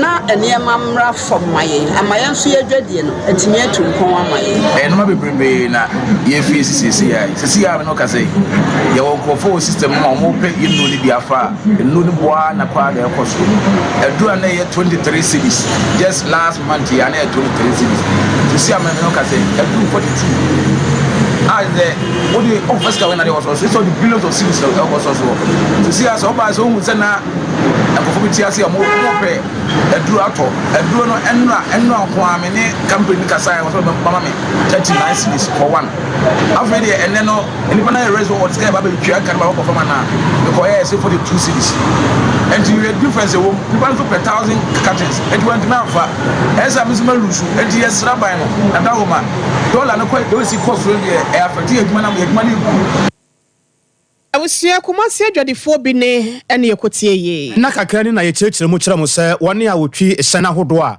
wɔde fa ngo ya ahodo pi sɛ ba ya nso so benya bi agu ya hyɛn ahodo mu ene ade de akodi adwuma ahodo no ɔmo kyerɛ sɛ adwuma no ɔmo yɛ na kade ne niema bi a wɔsɔ mu hia wɔ adwuma no mu no ɛma sikasɛm ayɛ fɔm pa wɔ fɔm kra ɛde ma ɔmo nti adwuma no ne nya ade sɛ ɔmo tima yɛ adwuma no bampani ampa ɔmo de ɔmo akade nyina egu fɔm panifo ɛne ɔmo hyia ɛka ho asɛm a de ya te ɛne sɛ nyame yɛ atom a July bosom da edika na nigisam ebekɔ edema mu nsam ne ade ampanifo ko hyia mo de gu nkrata so nyina no enti asɛ ya adwuma matresa katua ho nsam no bɛyɛ bibi kakra ede afa ho de ma wo mo totofo pani ebe de kyɛ de ma General Transport Drivers and Chemical Workers Union ɛwɔ TUC adwuma kono mu yewura MK Sala wɔde nsam kakra mansam trofo brade ete ya ne ebusa na sɛ nigisam akwaba te sɛ de anim na mo hwɛ. The document itself has been negotiated by all parties. When we say all parties, we are making reference to the Tanker Owners Union and then the AOMMCs and us. It was coordinated by the NPA. You were aware of the strike that happened, and now the strike has been called off after a meeting with all the stakeholders last week. Now, this week, Monday and today, we met on the document, because other stakeholders involved indicates there are other portions in the document that needs a bit of clarity. So we met on it yesterday and today. We have cleared many of the doubts in the document. Inclusive of it is employer-employee relationships that must be adhered to. We would finish this hopefully tomorrow. If we don't finish, we would continue and ensure that parties are clear on all aspects. And then by the end of June, all data of the tanker operators and their assistants would then be captured. That is before the end of June, to ensure that effective 1st July, all the tanker operators and the assistants will receive their monthly salaries and other allowances that is required. Inclusive of it would also be their road trip allowances. These are issues that had bothered them over time. And people also assume that because of this, the operators do pilfer. We still doubt that. We doubt it. But however, if somebody is working for you, and you don't pay the person, what do you expect the person to do? And so, with this in place now, we don't think that any operator or assistant will be tempted, if they do, to still go on pilfering. Because if you do that, you do it at your own detriment. Ewia me kanfo e dia ma wo se ba bi a wonam ne ba bi a wotem nka bia wadaroma bomoden se won sabeka mizo 5G ene de yafra ne de yamfra ne bi abusua fie bi a mizo ne 5G no bi awura mu no anika ne ahurusie nko a bomoden na dwumade bi a wudie bi an chebi ma wadwumayefo no mo amoton enema e wo kwa ho ne ade mo momoden ma monsa enka mi na monton be boa pa ati wanim dwumade bi a ya wudie so ase wuhia Dr. Selasia ene je nko a asem no asi 0246 270-221 0246-270-221 wachirambe ya me no wo kasa yi no ebere enko bi afe na ekobo donko bomoden na esim na fo ni kyeremo yankrabata bia ya eben wo ne kwaje apomdene papa ene hwehwemu bia opese wo ye wo nipadua no ho na ehye no nso ya ne sciatica expert yare enka ye bia ka ho bia no ye ho adwuma 21st clinic yankrabata no doso pa 0540311311 05403113 wo dia ne ya yemtim sisi ade koko ene hawa ya hye no nso ye duro no wono mu a ubotimi anom atukwa betimi anom akọ adwuma abera emfa woyam ani kasem na hintasem da kire ene se Mr. Heba Colina Dani Heba na fe so apedank nyina no for a Heba center no drive friend Koko master no ya to apete e wo honom 0546107107 0546107107 tano so patrapa new site or Dr. Abe of Abe Heba Clinic Efro na busua di womuni the entire was Saudi and Chilum Awatano Sopatrapa new site ho and say, Emame Dr. Hanahati Abe Edunubra Hahama Enuahini ena eye adwumano wo kone mame tena akunya kase ne mu atem sampa mame ani abrepa ya kese wo ginyare wa hodo agu honom na umamu ukofie ewa ni gye kwan so de wo mu ne se hwehwemu bia so ye ewa nipadua no ho enam yare awo na wo pe awode na yankukuru mu second side the whole Ghana obi atuche edema no abusua no yare bi na wo honhom fam ene honam fam a ne nyina no eya ho adwuma ope awo be ma waye mmere ewo mpam saa so na nam yare bi ena wakote yare bia ya ekere wo so atiasefo asase so no Dr. Hanahati Abe of Abe Heba Clinic tano so patrapa new site honum ye maame efro yare bia no yemfa enda no ye maame be boyen ama bibia atumi awie peyo ete amount ntimi kanfo de ma wo se furniture mu wo ho na enko na ekwaje apomtene. Of course we are the fastest internet in the world, cloud internet in the top higher yani enuanu Love FM eneti enhwe ni mu ade bi efa internet hu bia no ye be boawo ama wonsa atumi aka na boawo nyuma ahodo sa so na schools ahodo ba bia fie bia ya pesa wo internet kom no cloud internet efro e top higher woni Love FM eneti enhwe ni mu ye to nkretew na yaba nsempia ka kira ye de beso so na ye de ma ye ba lewe na anu ada akwansia mu nsensam a kyerese akoye pinso akoda ofiri mu nananom kyerese ye ba sesia 21st clinic aye sciatica expert sciatica no o nerves na wo to ase na fa wo siremu na fa wo nasia besi ase ho no se ho techema eno ene ye fa ne sciatica na etimi bubu o to ase ka wo se dwe wo sirem wo je ho ba bi a enye na eno na 21st clinic ba ye adwuma pa wo mu ye ntia baso bo magine wo Ghana ha ene amono ne enya asem ketua wɔn international awards ahodoɔ wɔn local awards ahodoɔ na ano nso na wɔn bie the only sciatica research and treatment center in Africa bibrim ha no ebi ni baabi a gye 21st clinic nko a wɔn de bibiduro ɛna bɛsa ɔyare no masa de machine aka ho ɛyɛ ayaresabea yare bia wotimi de kɔ ne mama adeɛ baako a wɔn agye din wɔn paa no ɛyɛ sciatica ɛna stroke nso de kɔ a diabetes ne hypertension ne ade ne ade Ghana ha baabi a wɔn wɔ hɔ frɛ 0540 311 311 0540 311 311 na ɛsɛ 21st clinic wɔn yɛ sciatica expert.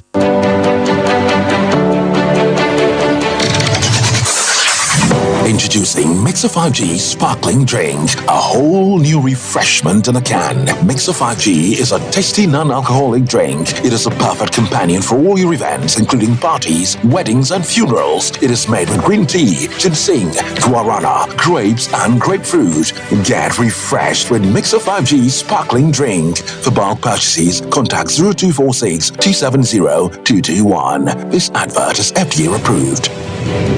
Brakasa ya duabon waso a ne dwumadi wo nipadua biara pom den ene na brabo mu ne hie yi pa enye brakasa nko nuaba ne haban bi te se ko nsusu a abonwono ne dia akeka ho no kura enwanunu ahodo a ekọ animu yi ankasa brakasa ne sa nuaba yi binom ne akeka bobudi afa abefo kwan so a ye de ya brakasa powder brakasa powder siesi nipadua na baako ahodo no ho ban afiri mpani yade ne yade ahodo pi ho fa enkodate de ma baako freduane anopa ne anwumre anafa enkodate de ma baako woni sushie yeti anopa ne anwumre wobra wodidi awie ubenya brakasa powder to Kingswalk Heba ne Heroes Heba Accra Okesi Drug Lane Dani Heba Kumase Mensa Takrade Mose Pharmacy ne Greenlight Pharmacy Sunwane Kashenkari Supermarket Asantoa Heba ne Bibidro Depot Techiman Sewa Heba Mampong etufo mfre 0550 19 15 14 brakasa powder eye aduane san ye dro FD ahwehwe sankratu emu agi atum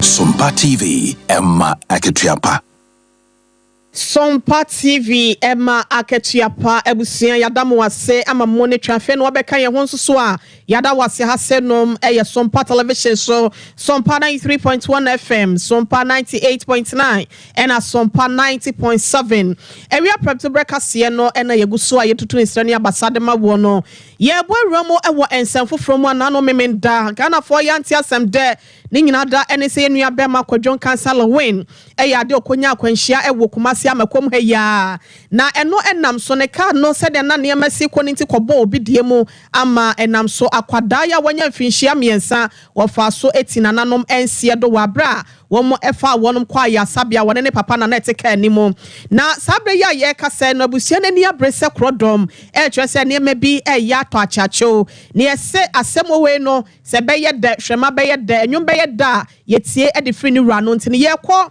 ye wura Charles Asamoah eka abusia ya ene wonom de hye na yaw wato no enso emu ye nkonko bi sana semba komienu enfa wonom yaw die ya wonom edie ne ho ye wura Charles ewia wote ye nkan ya mo ha da wase e de ba Sompa television ewia prem to breakfast ye so That's it.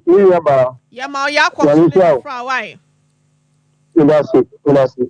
Ebusia no mo kire sensem bi ehamo ede apote na sabre mo pese empanyimfo etie mo ya odie be na ewo mumu ede ba de na empanyimfo mo hwe ne mo kwan so betimi aye ewo mo de hye ye nei wato ne benkum so wa kwanhia ne ho no me laba me da se ele ni class on pra equipe so de bisa me no ele ni ko jin kasa kwanhia oni ni no hia no o ko me de ko to ha jo kanka digital another imitation the PR I fellow Ochano Bibi Apollina News Digital. And the cat every other or if you are the all children, when you and you another sympathy be at the man Michelle. The move the all kind of love the Korean cancer style. Korean cancer or cancer at the man. I was 15 billion other two. No, you have them alone. Na you when you have them alone, what do you Make me guess a lot will be any diligence, any over speeding, and any to this. It is a old card insult to injury. Like what's a missionary? If you can really use a statement of the issue and Akra is better than on the and the another Asha Missionary of Super. Wunua Jacob Kofi Ampoma, what's the woman soon blame be the Aguna so I dear blame some bepot in our kind. Some I want to put it I would take me one of the Quadro Casa was speedy. And what does he mean? The other woman a caliber. A family alone of the and the night is a coin surgery. It is almost a cheap blame. I thought woman sounded like as a cheap blame, my idea. That's a surgery. If you are saying Ghana, Ghana, Ghana, it is somehow a police company for a young never better than all country. Yanyan into yes, Quadron Cancer, Abramusika, be among some to saying. I knew about the Volcano, and I brought you to see a Volcano. And I take over the 5,000, 50 million. And the Abba Abufian, Abra Bufian of PAC. Then the many answers because he linked the Scano, extra 50,000 a year. And the answer 5,000 Pacho. 50 million. That's another 50 million. Okay. And I'm one so sick anymore. Because the beginning to tell you, I can't move the trade high. And I expect the so far move every trade high. Is it a mechanic? So I'll tell you, Academia, let's have a local. So now we just had the end of the Sicano bread because of 1 million. Because if you are telling children, Academia, million to order. Often the entity is not in the shoes of the man. Now, almost like Casabri, they go on and best more. And I said, I could just tell you, and I bear you, and Casabri is assembly. If you want to know how to tell out in the Anna, what that person is on timber of which you are. A bustle and Trodia, you are a bit so. Labusana or the time, what the time. If you are a number of our children. If you want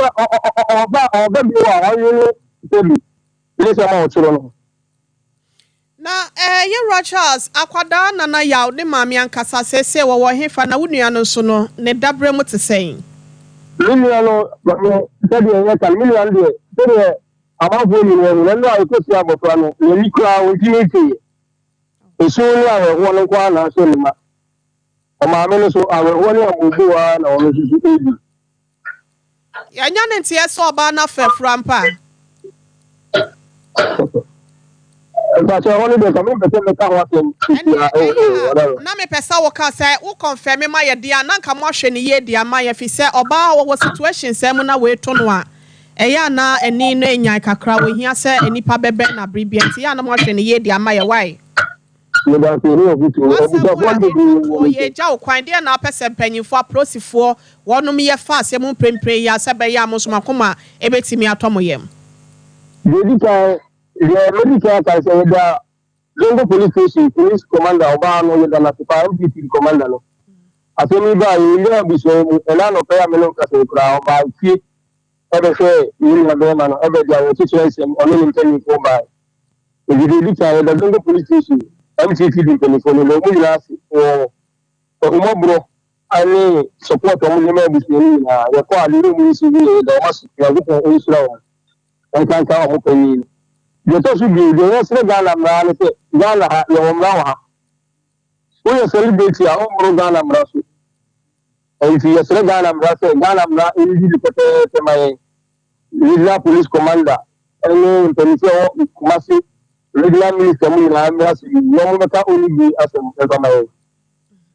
She said, Minister, and Jessica, and the Libertas as in Ghana, and I first am to prepare the girls.